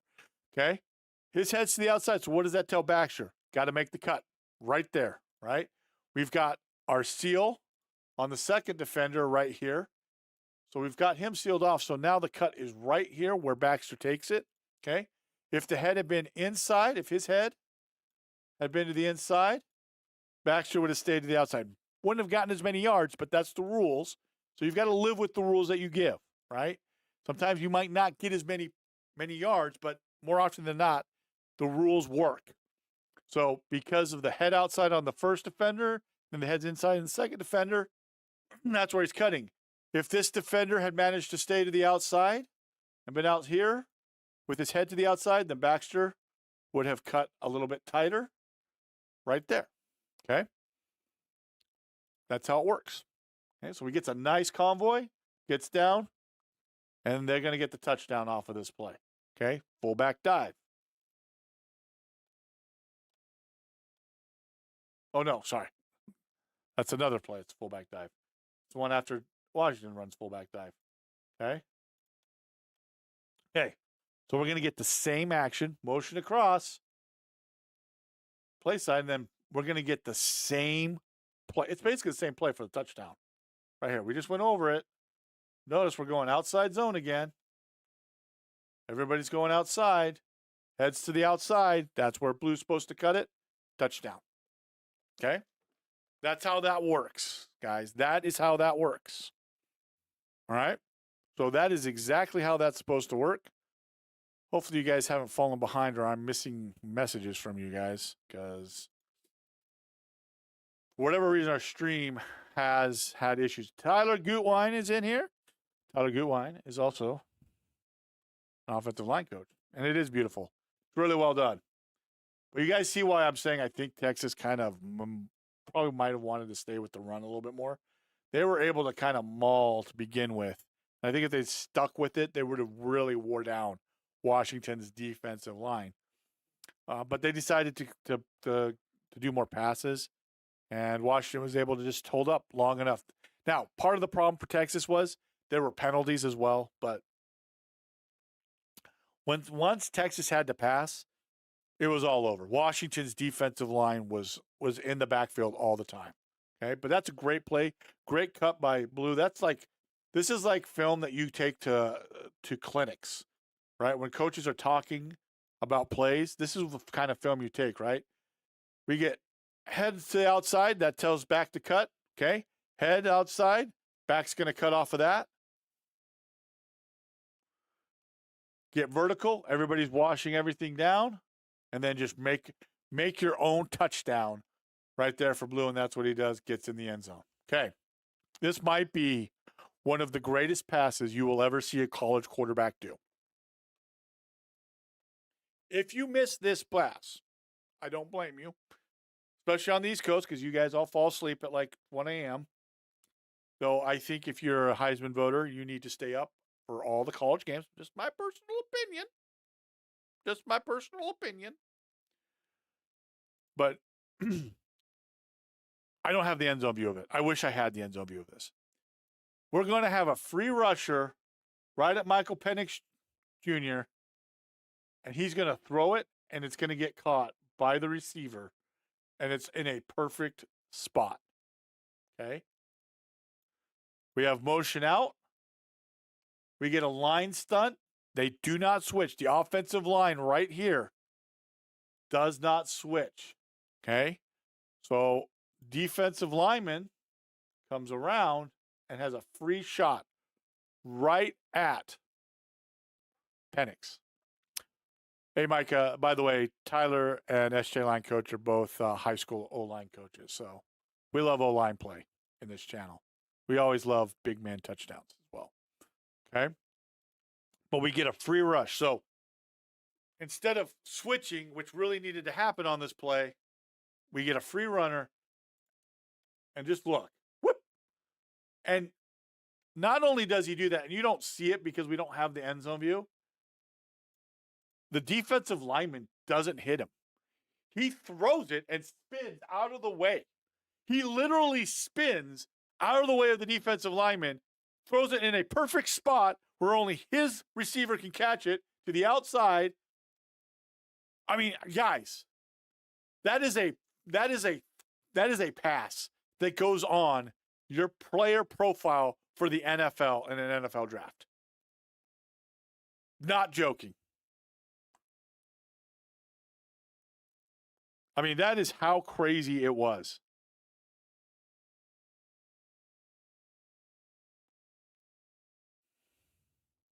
Okay? That is how crazy this play was. So if you've never seen that is the play right here. We have an unblocked off defense. Okay, hold on. We have an unblocked defensive lineman on a twist.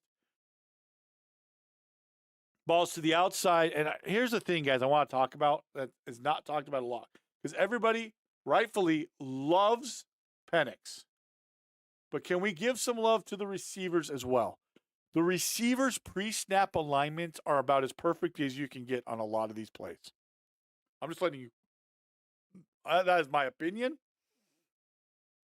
But I'm just telling you right now. Their alignments are perfect. Okay. Ball's on the hash. Look where he knows he's going vertical. Look where he's aligned. Bottom of the numbers.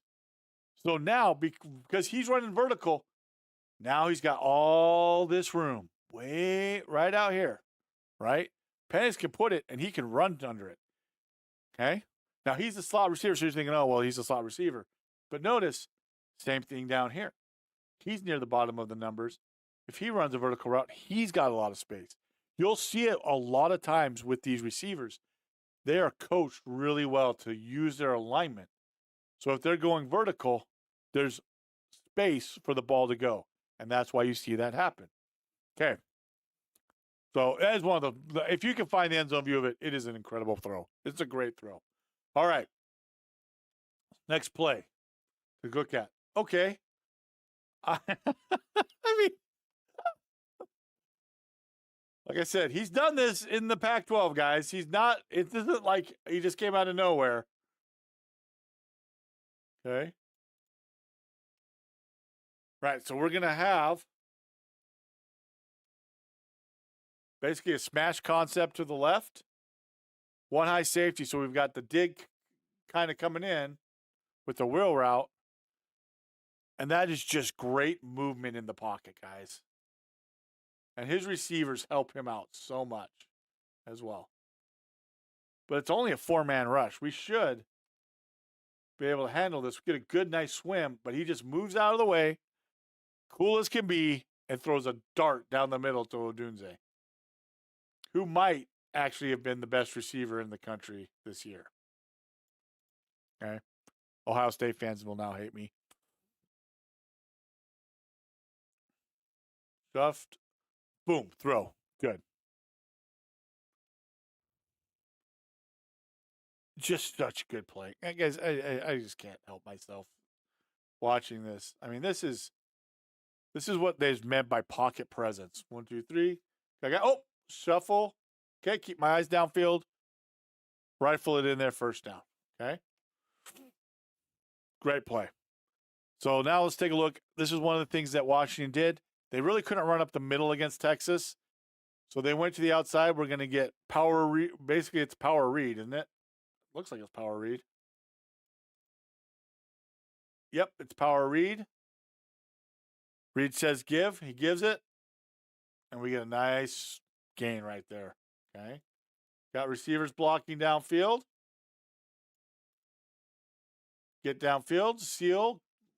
Everybody's leading out. We got back leading out, which is Polk. We got players leading downfield for the blocking. It's a nice gain on the play. So remember, they've run this. Now, they've run power read. Just remember that they're running power read here. They don't normally run Penix, guys. This game is like the first time they really ran Penix. More than like 1 or 2 times where he scrambles. They normally don't run this guy. All right. And then let's take a look. Fullback dive. You got to love fullback dive. Outside zone, fullback dive. But what makes this work really well, guys, let's go to it. We get the action to the backside, right? So we've got the motion. Like, we're coming back here. You got to be careful.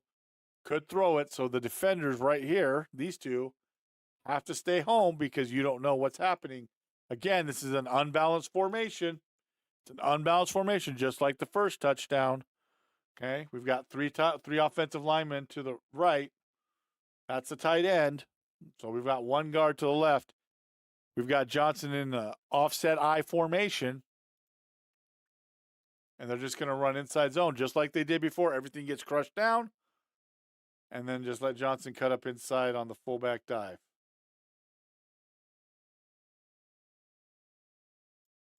Okay. Notice everything gets washed down. Everybody's holding action on the backside because of the motion. Nobody's there to squeeze down. Nobody squeezes down, and it's just way too easy. That's about as easy as a fullback dive as you're going to ever see in football, guys. Set it up, knock him down. Great play. Okay. So I love it. I love that Washington is basically in an unbalanced formation. Like, we're going to run the ball for touchdowns here. Okay. So, guys, we're almost to 2 hours on this stream, and we're not even halfway through this game. Tells you what it means to really break down. I know some of you guys go, just so you guys know, this is what goes into coaching. You got to talk about plays and go through stuff and all that. All right, so let's talk about it. Well, I don't know what it is with punt returners on Monday, but we had 3 fumbled punts. This one, same situation. He just misjudges where it's coming down. Okay? He's not really running, but he misjudges. And the minute he realizes he misjudges, he just needs to let it go. I know that's not the sexy thing to do, but because he misjudges, right? Because he misjudges, okay, he's gonna try to long arm it. Like watch him. We're gonna march this through slowly. See how he's not really. When you're catching a punt, you want to be right under it so that you can catch it. You don't want to be like reaching out trying to catch it because it gets you off balance. So as he's coming up, you want him to be underneath it, catching it like this. Instead, he's squatting and doing this. Right? He's doing that. And so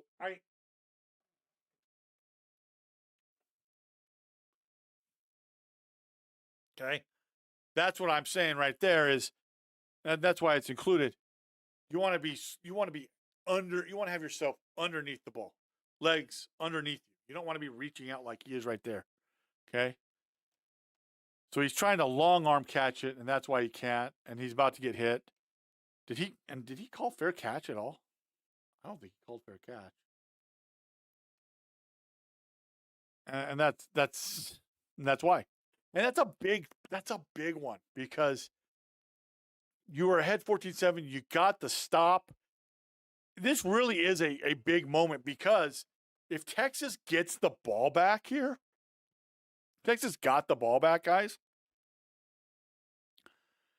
I mean, excuse me. If Washington got the ball back here, Texas did get the ball back, but if Washington had fielded the punt cleanly, I think you're seeing a route. I think that this play helped keep Texas in it because, again, Washington got the stop. Texas had not shown that they could stop Washington whatsoever in this game so far. This could have been a route, but this one play kind of changed it, gave some momentum back to Texas, gave them a little bit more confidence, and leads to a basically a fullback dive as well. Okay, RPO time, guys. RPO time. So what are we reading on RPO? What do you think he's reading on this RPO? And some of you guys are behind. Okay, because they're running a slant to Whittington. I think he's reading the backer. Okay.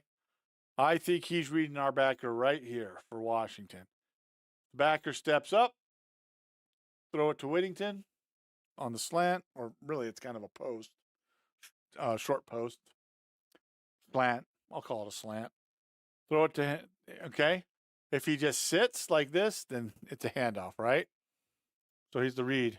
It's the linebacker right there. I think it's a linebacker because the linebacker steps up, and that's why he throws it. Tyler and I are on the same wavelength. Right? Same wavelength right there. Backer steps up. Okay. Tells him to throw it. And that's what RPO is. Now, let's take a look at the offensive line on it. This is really well done by Texas right here. Remember, they have in college a 3-yard grace. If they're 3 yards down the field, they're not going to get called for being downfield on a pass. Here, you can see that Texas's offensive line is about 2 yards downfield. So they're within the range that they're supposed to be. So, ball thrown, caught,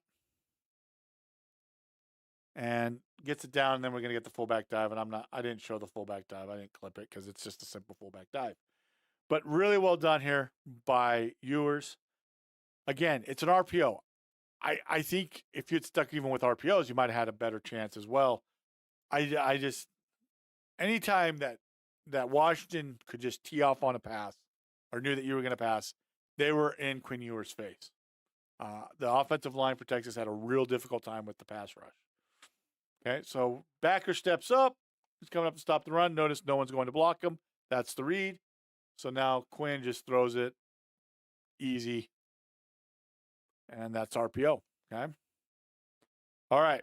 So let's go ahead. It's now 14-14. Let's go. Again, remember, Texas has yet to stop Washington. So 2 drives, 2 scores. Hit the play action. I love it.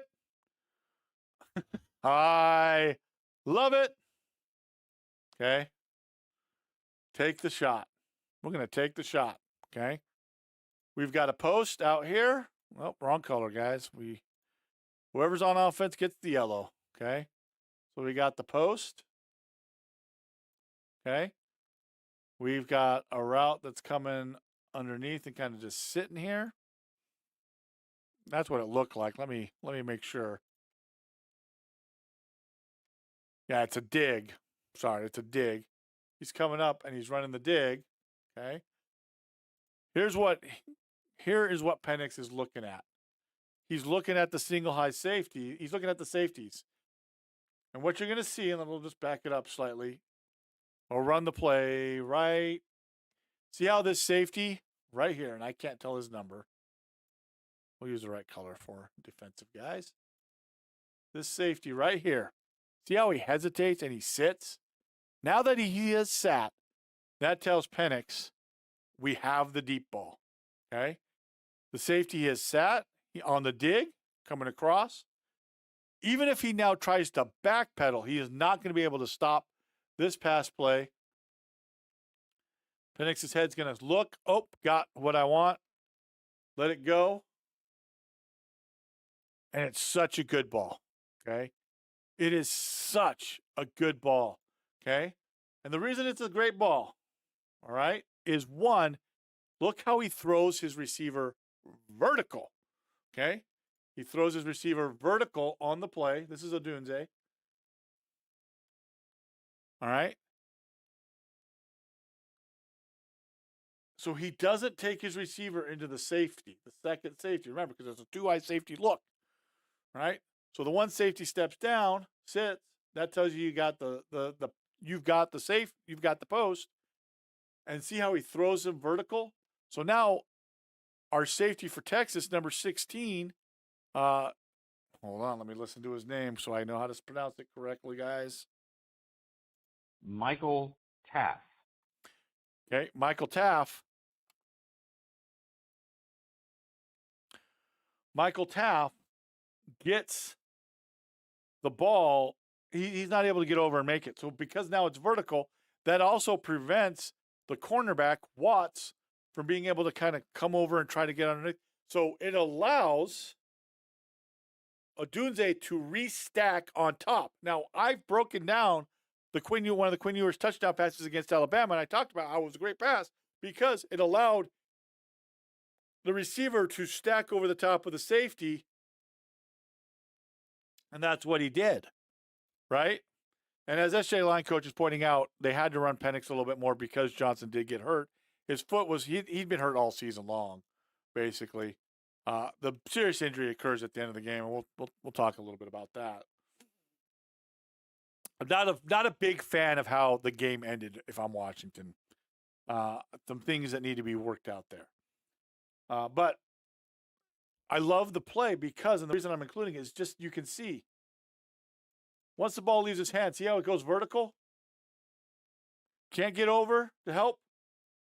Now he's being restacked by Odunze, so the ball's going to drop in over the top. He can't go. He's going to have to commit pass interference to go up over the top. He can't try to undercut it because it's going to drop right in. Great play. I mean, it's a great play. I love it.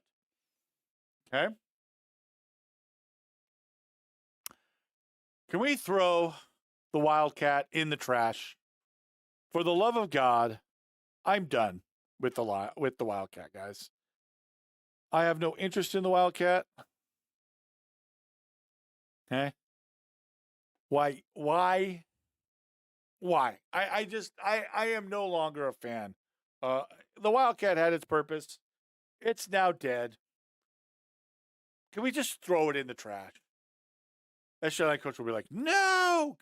Tyler will be like, no. I am no fan of it. I think it is. Who do you think is running the ball here, guys? Do you really think anybody but Johnson is running the ball? Dylan Johnson is running the ball here. No. There is nothing that tells me, oh, it might be somebody else. So Texas is just all barreling down. Look, if you had Michael Penix in, I think if you had Michael Penix in, they got to respect his running still and throwing. If Dylan Johnson threw it, maybe if he threw it, right? Like come up, have 37, act like he's coming to block, and then leak out real quick, and then just quick toss it out to him and let him get upfield. You might have a chance because Polk can come in and crack, and then it's all in the corner to make the tackle for the stop. But for me, I'm so tired of it. I hate the Wildcat at the collegiate level. Sorry. I just find that it was cool. It has purpose, but now it doesn't. It just doesn't, guys. Sorry. It's my personal opinion. I know that's my own feelings. Someone's gonna be like, "How dare you, sir? Hate the wild." I know Dr. Pepper loves the Wildcat. Okay, I know it. I know. Okay, they love the Wildcat, but I'm just done with it. And plus, I think you take the points there. You're in a shootout. Get points. You've got to stop. So now make it 17-14. But you see what I mean by the run game just working? Okay, we get another outside zone cut. I mean, the run game for Texas was good in the first half. I think if they had stayed with it, you have a real good chance. Is it holding on the backside here by 70 for Texas?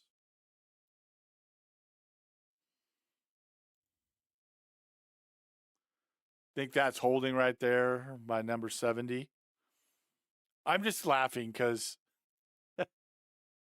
Tyler's pretty on time with me, but Shay Line Coach is commenting about plays like 3 plays ago. So sorry, guys, in the chat. That's why I'm laughing.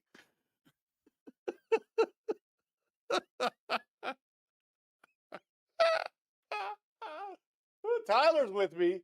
Everybody else has been kind of with me on like where we're at in the game in the video. But that's Shay Line Coach. He's like way behind. And I don't know why. He's like the only one. I think everyone else has been okay. So yeah, just a really good run play. I think he came in and he just kind of we had already started, so he's just been behind. Okay, so do you guys see why I'm saying I thought that maybe Texas should stay with the run? Run was really working well. Okay, 3rd and 12. Notice the difference here between Michael Penix and Quinn Ewers. This is why this clip is in here. Okay, Quinn Ewers knows who he's got. Got a guy in his face.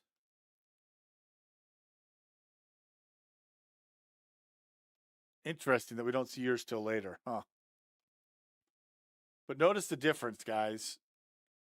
Okay, we get the vertical slot, it's a slot fade, ball's out, and for whatever reason, he's just not able. He's not able to do what Penix did, and that's what makes Penix special, guys. Like, I don't know if people really realize how special a quarterback Penix is. Okay, got a guy in his face. He does get hit. I will say this: he gets hit. Penix does not get hit. And the ball, the receiver doesn't know where it is. It's a little bit inside. There might have been a chance for the catch there. But that's why I include it, because it just shows how impressive the one with the lineman running the stunt coming free up the field, just how impressive that play was, guys. Because damn, that is impressive. All right, 4th and 1. Notice the difference. We're not running the Wildcat here.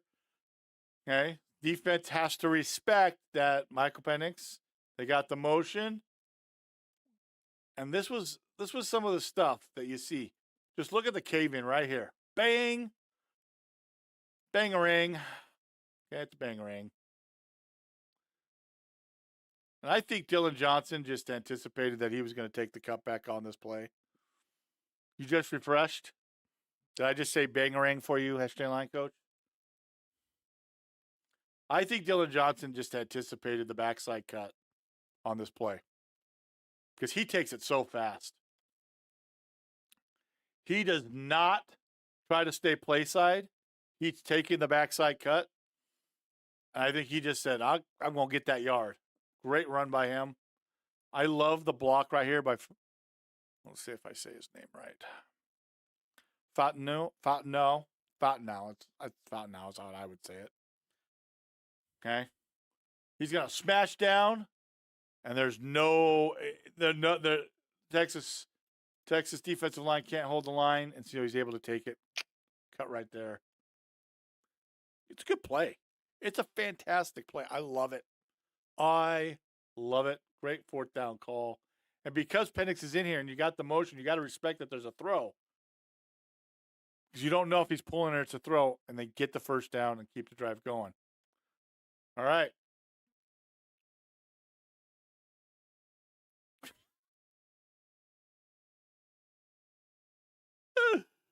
Like I said, been doing this to Pac-12 teams for 2 years, guys.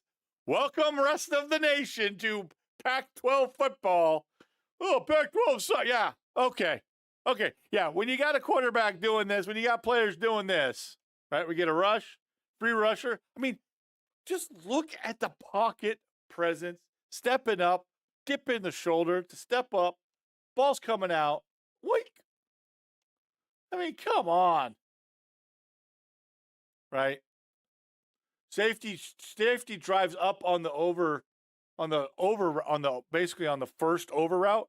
And so the post over the top is what's open, and the corner's unable to come over the top to stop the play. Okay? So once again, our safety right here. Guys. Safety right here. He is unable. He steps down because they're running. Basically, they're running right here. I don't know why that line's like that. And then he's running the post. And our safety right here drives down on this route, leaving the post wide open for a touchdown. And you'll see him right. See how he's come up right there? That's why the post is wide open. And you just got to be like, how the hell do we stop this pass game? Right? Because we get the bounce up, catch, touchdown. Like I said, 3 legitimate weapons at the receivers. Boink. Catch, touchdown. How do you stop that, guys? How do you stop that as a defensive play team? Okay. By the way, I'm checking my little video.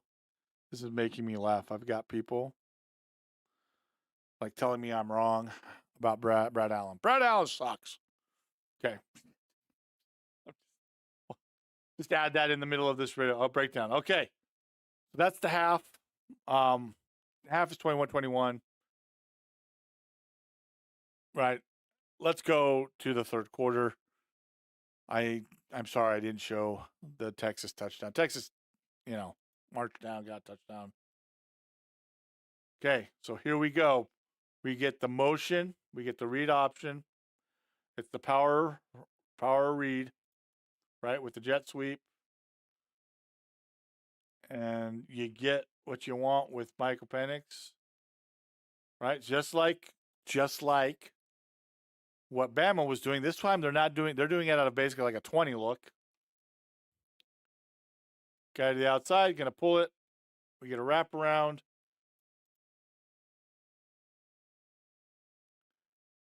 Backer gets caught. We get a nice pull. This is a really great job right here. Guys, this is a hell of a job on a one technique. Can I just say that's a hell of a job on a one technique? Right there by number 7. Oh, let's go. Let's give the love. This is by Bulow. He just kicks the hell out of this defensive tackle and knocks him the hell down the field. You've also got their center, which is Brailsford. Is it Brailsford? I believe it's Brailsford. The guy who's so light that he shouldn't be able to do this. Oh, this, yeah. Comes across, right? You've got Kalepo who's coming around.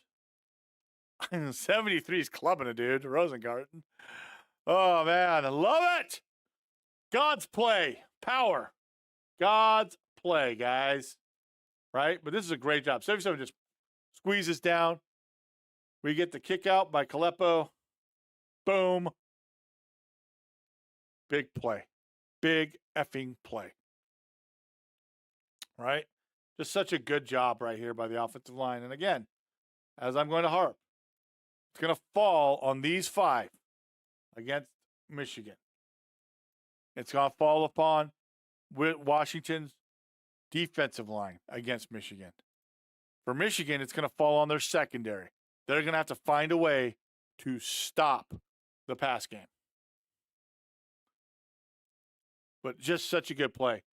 And they don't need to run Michael Penix that much, just enough. You got to respect it, right? Another thing that really hurt Texas was screen game, right? The screen game just hurt Texas, and I included one of them because of it. Okay?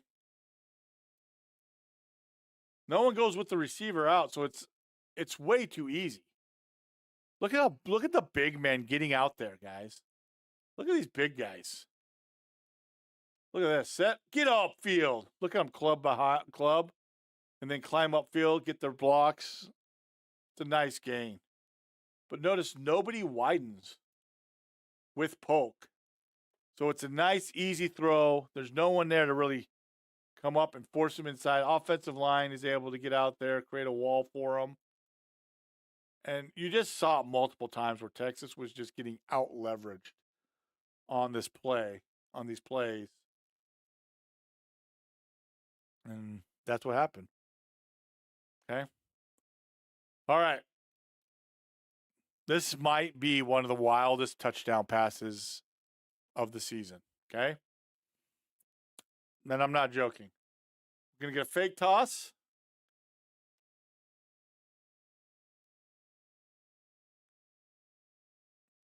And the ball is going to rifle in between the safeties. Oh, my God. Okay. So we get the fake toss.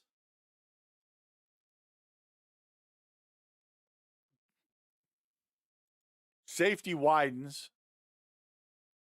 Right? Our safety over here widens. And the minute he widens, he takes himself kind of out of the play. But he's got to help over the top.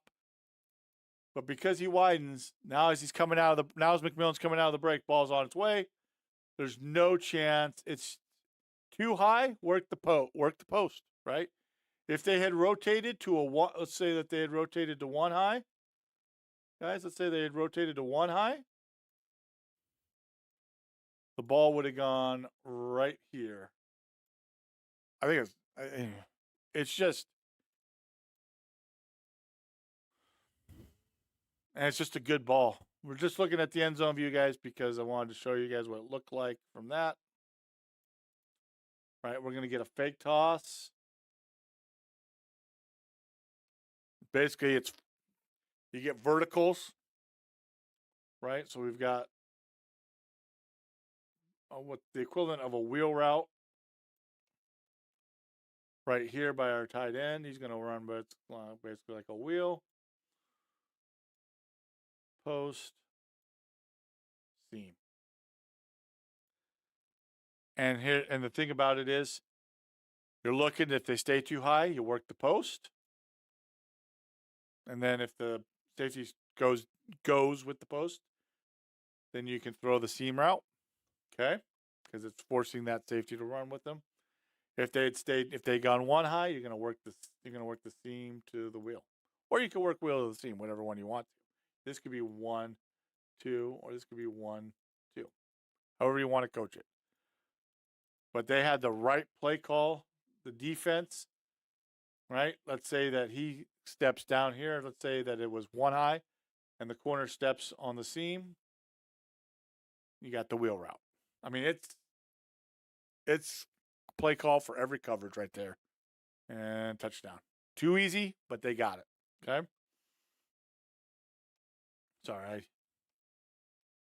I don't know why I have that part of the clip like that, but that's not what it is. Okay, so here we go. Read option again. Power read option. Right? Out of, looks like 11 personnel. Really kind of 10 personnel. Why did I have that clip in here? Don't remember why. Okay. 73's got to get his ass up the field, though. Okay.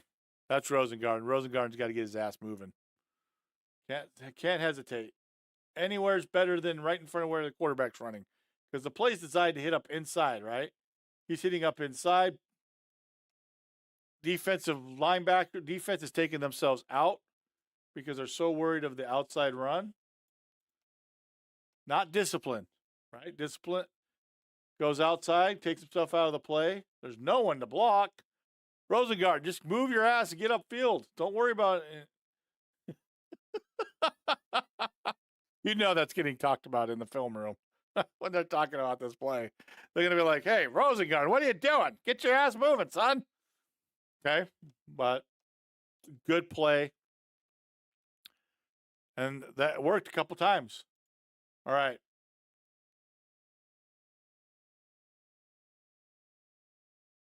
So I like the play design. I like the check down. Again, we've got the boot. Stop, throw back. Only thing you got to do, don't fumble the ball. We get a fumble, turnover, Washington's ball. But the reason I included it, guys, is because I like the setup, right? We're going to get play action, boot, back to the right. Everybody's going with the vertical. Now you throw to the back. Backs 1v1, makes a man miss, just runs into his teammate and fumbles. And that's the play right there. Okay. So again, we're going to take one more look. I think Steve Sarkisian's some of the best play designs. But the problem is, again, I think they should have stayed with the run. But remember, now it's the fourth quarter. You know that Texas has to throw the ball. And that's what the problem was for Texas, was Washington just started teeing off, going as fast as they could to get after Quinn Ewers. Okay, so 9-13, 34-21. They got the ball back. I thought Washington on this drive they ran a flea flicker as well. Kind of felt like they were goofing around a little bit. Didn't love it. Okay, we're gonna get a nice wheel route. This is a good throw by Quinn Ewers. Puts it out to where only Worthy's the only one who can get it. And it's a good ball. Like right down the field. Good play. Okay. So this was really a nice play. Good decision here by Quinn. I like the route by Worthy. Notice he's able to get stacked. That way the ball is able to be thrown to the outside a little bit, so he's the only one who can catch it. Corner can't cut it off. Just really nice. I love it. It's a really good one. Okay? So love the play. All right. I think everybody's losing steam. We're about 2 hours in. Let me know if you're still alive out there. Like I said, we are 2 hours into this live stream, guys.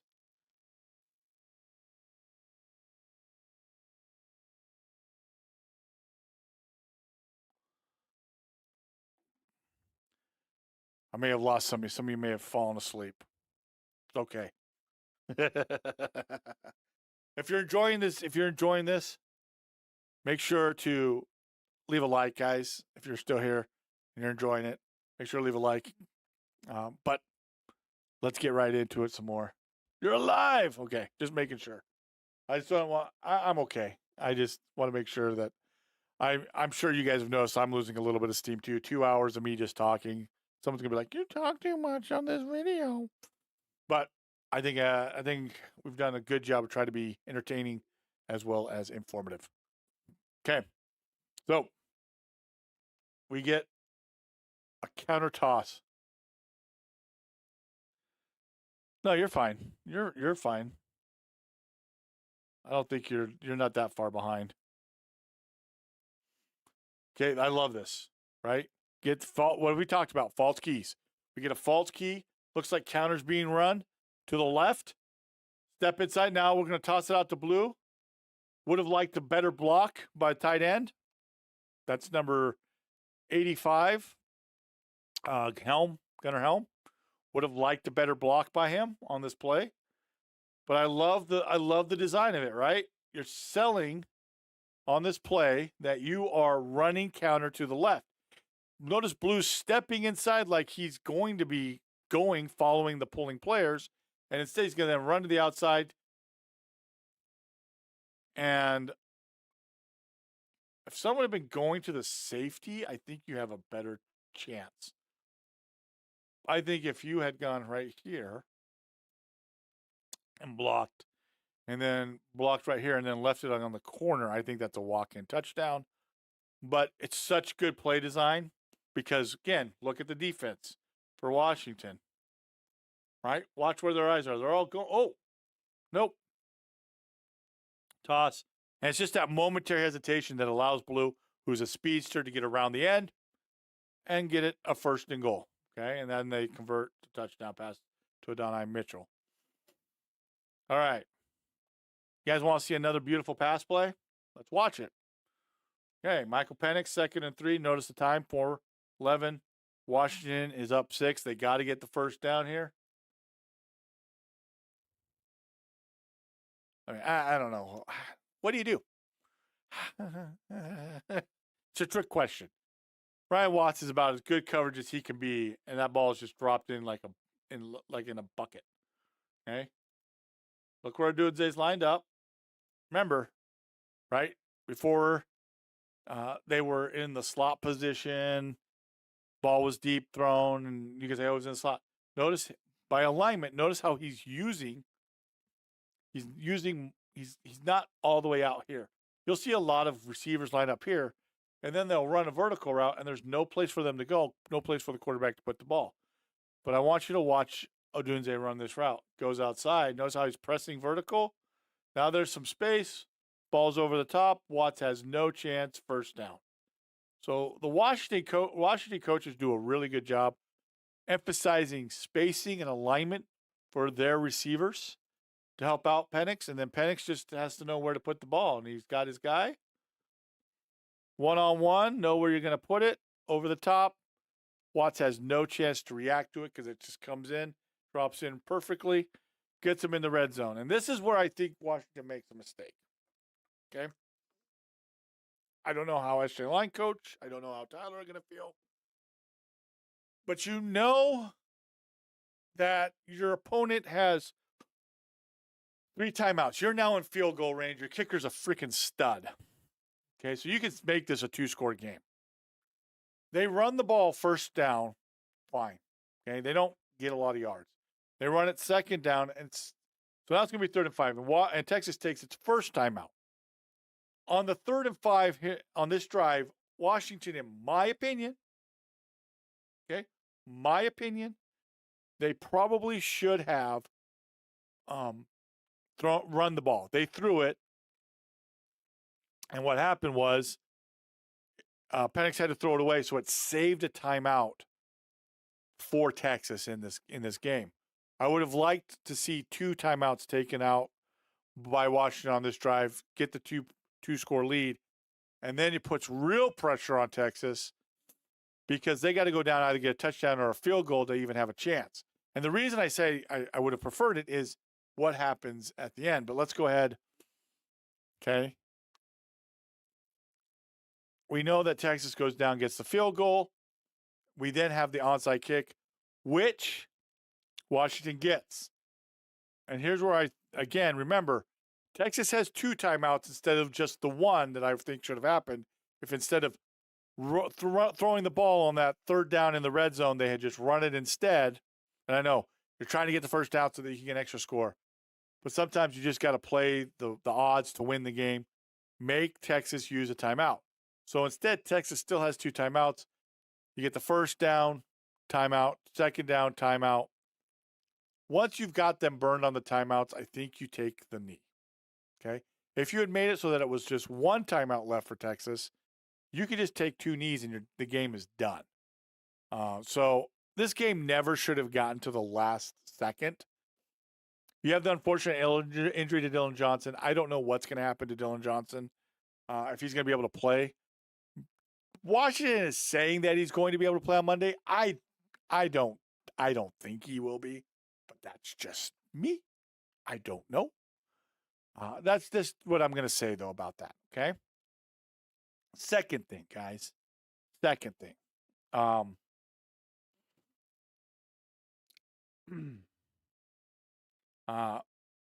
that's all I want to say. Okay. I couldn't believe it. I was like, how is Washington going to blow this game? Because I couldn't believe that Texas got to the 12-yard line with 15 seconds left. And I was just like, what the crap? Extra line coach, no worries. If you're sick, man, go get some rest. I know the flu's coming and there's still people getting COVID. I know someone who got COVID. So just be you're fine. No worries.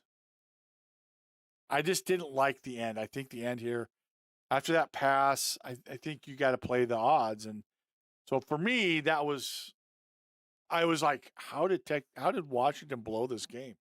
They should win this game by 6. But so let's take a look here. Remember, because they still they had the injury timeout, so that saved 40 seconds.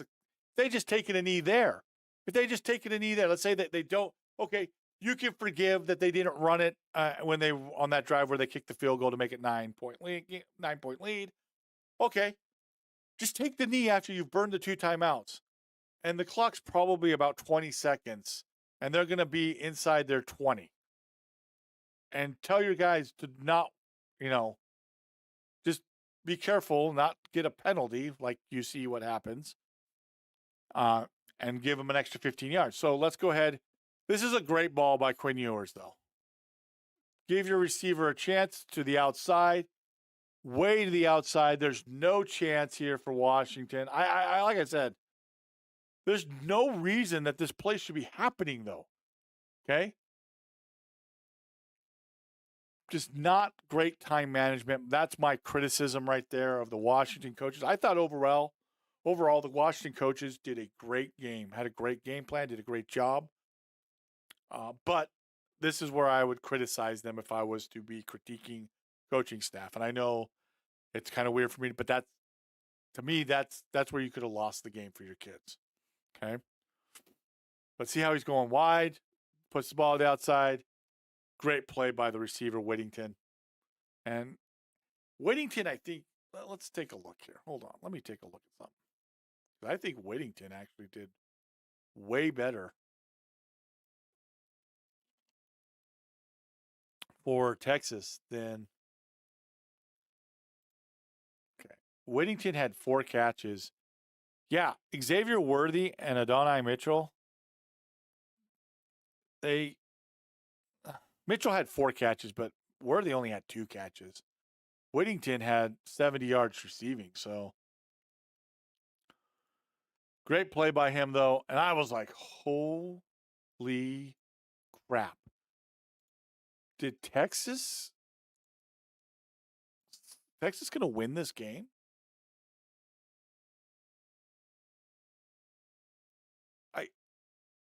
I was in shock, guys. I was in so much shock at that moment.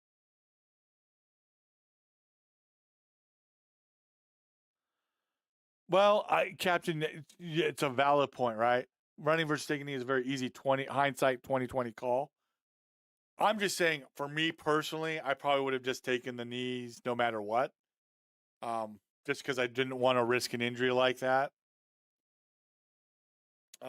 I just don't want to risk that at all. I think that they probably should have, like I said, run the ball on that third down before they kick the field goal to make Texas take 2 timeouts. And that way, even if you run the ball on the first down after the onside kick, you just take a knee. That's just me. I get it. Washington has pushed the envelope a lot of times, and that's why they're playing for the national championship, guys. I'm just of the opinion there's a time to kind of be like, okay, we got to be old fuddy-duddies and boring. But that's just me. That's just me, Captain. You're right. It seems like I'm saying 2020 crew. I should have been like, well, in my opinion, Texas should have had 1 timeout for the onside kick. That was it. You burn the timeouts. It's boring football. I get it. You're like, your quarterback's a freaking stud. It pains me to say that as an Oregon fan, but he's a stud. God, I'm glad he's leaving.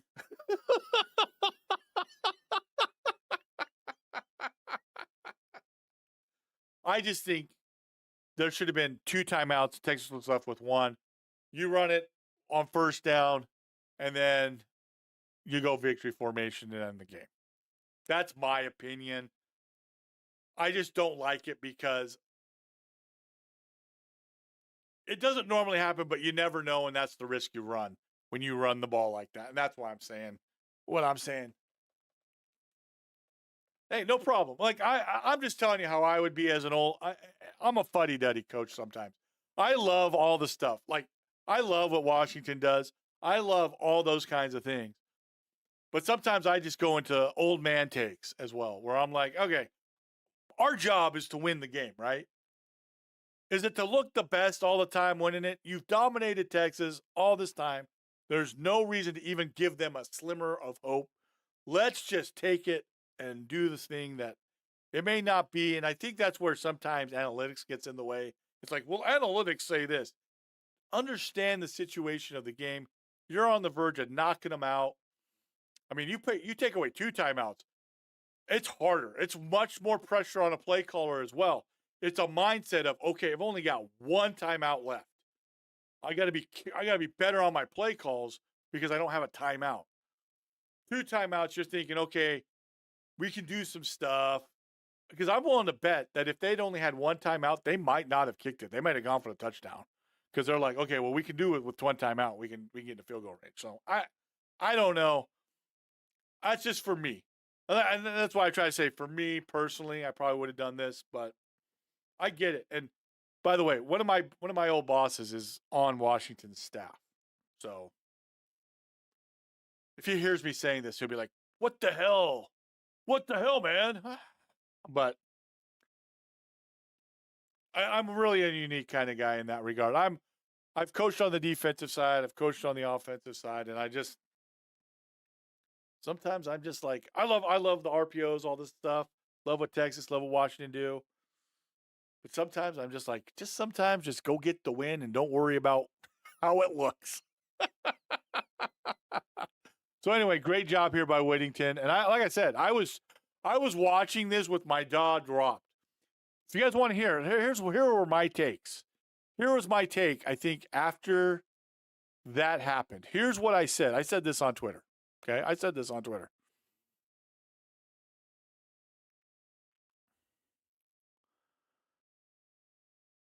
I said, Washington falling apart in the last minute. What the hell is going on here? Next tweet. I think it was after they got to the 12-yard line. This game should be over, but it's not. Wow. All-time mistakes made by Washington here in the last minute. So this is just my opinion. Again, I'm a guy on YouTube. Great play in the end zone by the cornerback, but it never should have gotten to that point. This will be a great national championship. And then I said the 14 playoff ends as it began, right? Pac-12 versus Big 12, man. You gotta love the poetry, the irony of it, right? One Big Ten team, a future Big Ten team playing each other for the national championship. Gotta love the irony of it all. But anyway,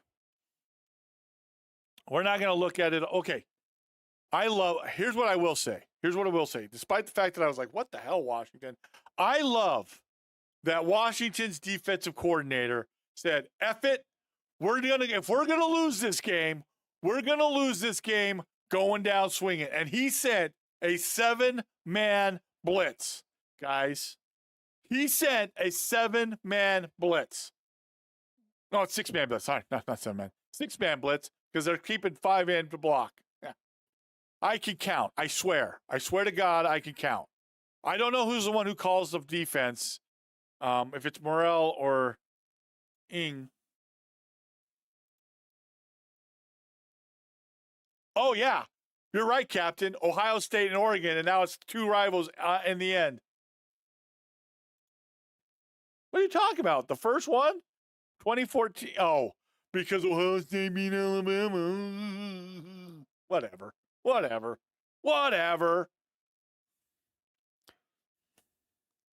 Tyler's just trolling right now. Tyler! Okay? Love it. I love this blitz. I'm like, God damn, I love it. 0 high. We're sending the house. You going to win this game or we're going to win this game. Love it. Pressure off the edge. Quinn Ewers can't set his feet. And Texas is lucky they even get one more try. But I love it. 3rd and 11, 5 seconds left. Say, F it, let's go for the win. We're going to lose this game. So be it. But we're going to do it on our terms. We're going for the blitz. Love it, right? I know it's kind of funny that I'm saying that now. But if you're in that situation, I don't like sitting back. Go get the man. Make him make a quick decision. He doesn't have enough to block. There's not enough to block. Now the speed has to go up. He's either going to throw a bad pass or not. Or if he's Michael Penix Jr., and I'm saying this as an angry Pac-12 fan, he'll just spin out of the way, do a 360 spin shot, throw it perfectly down the sideline, and Romaduzzi is going to catch it, stop on a dime, cut back inside and run for a touchdown because, of course, that's what those two guys have done all season long. Okay? There you go. But I love it. Okay? Like I said, I'm like an oxymoron. Okay, you probably should have done this. I would have probably done this. Play the safe game. But now, if you've already gotten in this situation, don't play the safe game. Go for it. Go for the gusto, and that's why I love it. That's why I included it. Great play call. Send 6. They can't block all 6. Send one of your speedsters. Go get that guy. Look how quick. Guys, just look at how fast. Ball snap. 1, 2, 3. Okay, can't even get to the back of his drop for the play before he's already trying to run away. And they're very lucky that the ball wasn't thrown and caught because I don't think he's gonna stay in bounds. It's a game over. So you got 1 second left, right? And you gotta love this, right? Play boot. I think that is so good. And I know Texas fans are like, PI! They ain't gonna call PI here, guys.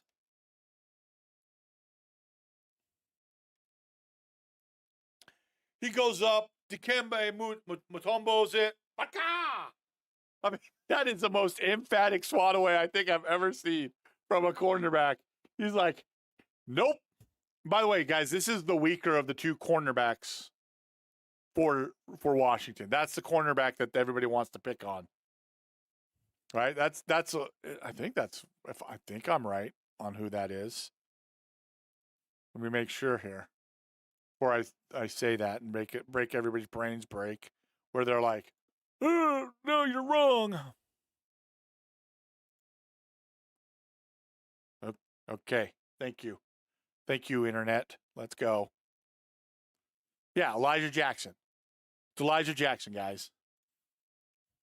That's the weaker of the 2. You know, I think this, you got to remember these are kids too, so they may hear all this crap coming at him. And he's just like, oh, yeah, Husky fans, watch this. Bam! And just knocks the snot out of it. Just knocks the living snot out of it. And I love it. Okay? This is going to be a hell of a national championship because it's going to be a contrasting style. Now, I don't know. I think Quinn Ewers had already decided he was throwing it to Mitchell. And remember, I said, once Texas was not really running the ball, wasn't able to, they gotten away, fallen behind. They had to go to the passing game. Washington's defensive line went to town. Look at this move. Right? Look at this. Move gets in his way. Quinn Ewers, the ball's thrown away.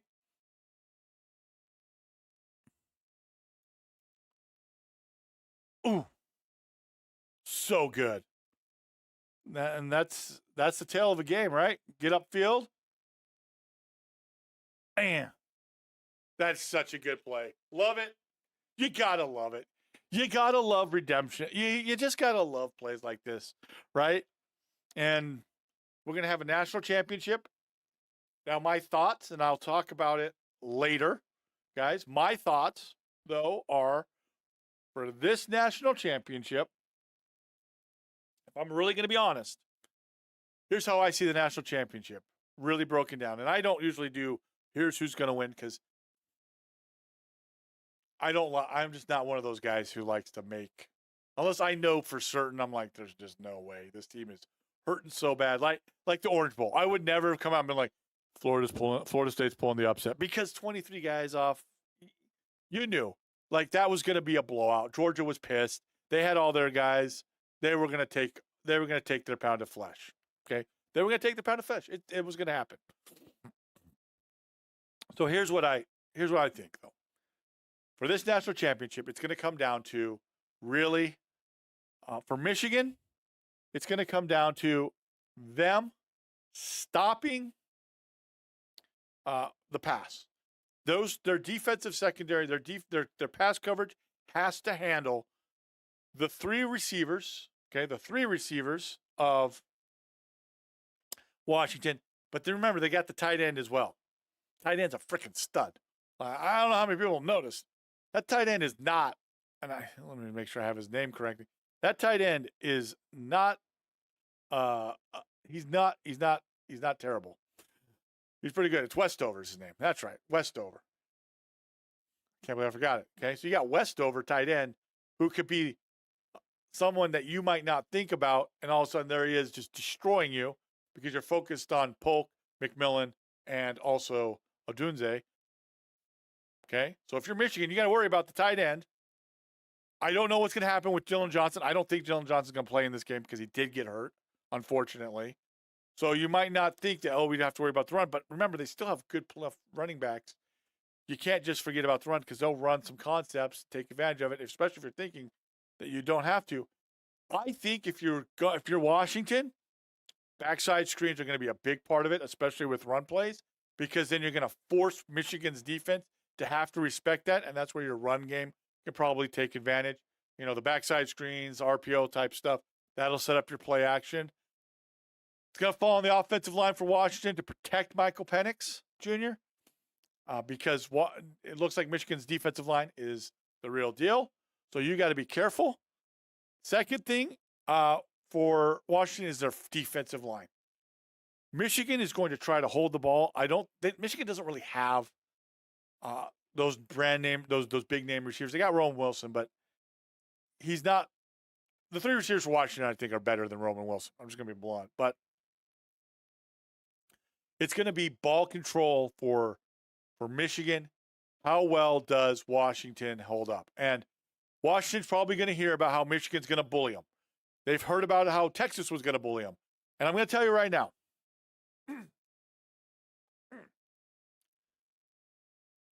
Washington has a bunch of Polynesian kids on their team. And if you guys have never actually played or coached against Polynesian kids, they take everything personally. If you're saying, oh yeah, those kids are going to get their ass kicked, and they're a bunch of Polynesian kids, they're going to be like, really? And they will take offense to that. Okay? They will take offense to that. I have been on the sideline of a team that went cross country to play our bowl game against the number 3 team in the country at the junior college level. We were number 4. We went out for pregame warmups, and the other team started taunting our players. We had a bunch of Polynesian players.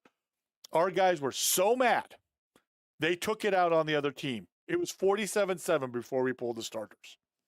I am not joking. Do not. You got to be careful because they will take it personally. And if they're hearing, oh, you guys are just, you're not strong enough to hold up. You're not strong enough to hold up. You're not strong enough to hold up. They will take that personally. They will take that as a personal challenge. So we'll see what happens. Like I said, it's going to be a great battle. I'm really excited for it. I think it's going to be a great national championship. I'm not going to make a prediction because I just, to me, it's all about matchups. Does what I think happen? Again, for me, the key is does Michigan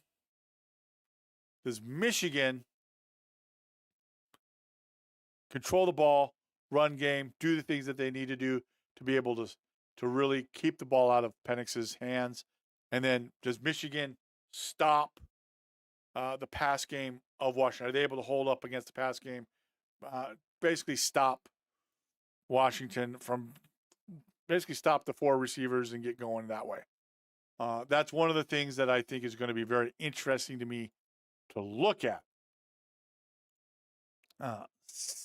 For Washington, it's how well does their front line, does their offensive and defensive line hold up against Michigan? Offensive line against the defensive line of Michigan, defensive line against Michigan's offensive line, and the run game. It's going to be a great battle because it's kind of a tale of 2 different teams. Washington's more physical than I think people realize. So just be aware of that. I think some people think that they're not, but they're a physical team. Remember, they've taken on Oregon and beat them twice. I've done a breakdown about that. So, guys, I hope this was fun for you. We are sitting at, holy Nikes. How long have we been going for? I am sitting at 2 hours and 36 minutes talking about the 2 semifinal games.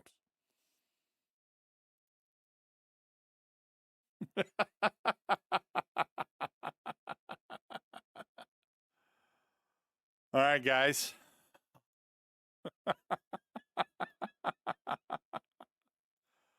But guys,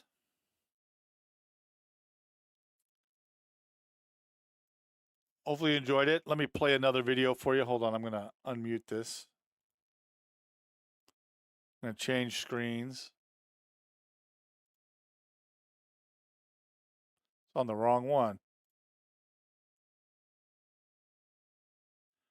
Well, Captain, I coached football for 9 years. You've got Tyler and SJ line coach who are in here as well. And they oh, you know what I'm going to do? Here's what I'm going to do. Sorry, guys. I'm going to hide my camera real quick. They coach offensive line at the high school level. And you also have Coach Brewster who will stop in here as well. All 3 of them are members of this channel, which, by the way, guys, if you wish to support this channel, make sure to check out the membership. We have, right now, we're doing, for every member gets early access to a video. Okay? You guys all get early access to the video.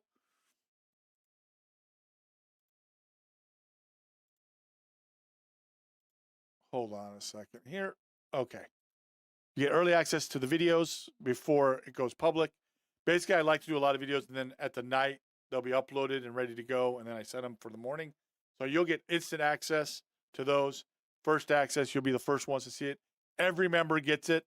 So even the one that's $2.99, the basic fan member, you get that access. The booster members get their name in the video. When we're doing chats, we're gonna have some exclusive booster commands with the bot. Booster Elite get an extra members only video for that level where we talk about things going on with the channel. There's a lot of stuff going forward, guys. We're gonna do some film study. We're gonna talk about also things with regards to probably some draft study as well. Looking at teams, going through it all, talking about stuff in the off season. We're not going to be done here on this channel just because football is going to end. We're going to go all the way through the Super Bowl, and then off season we'll go through the stuff that we need to. But appreciate it. If you haven't yet and you're still in the chat, please make sure to subscribe to this channel. Make sure to leave a like if you've enjoyed this. Let me go ahead and hit this part though.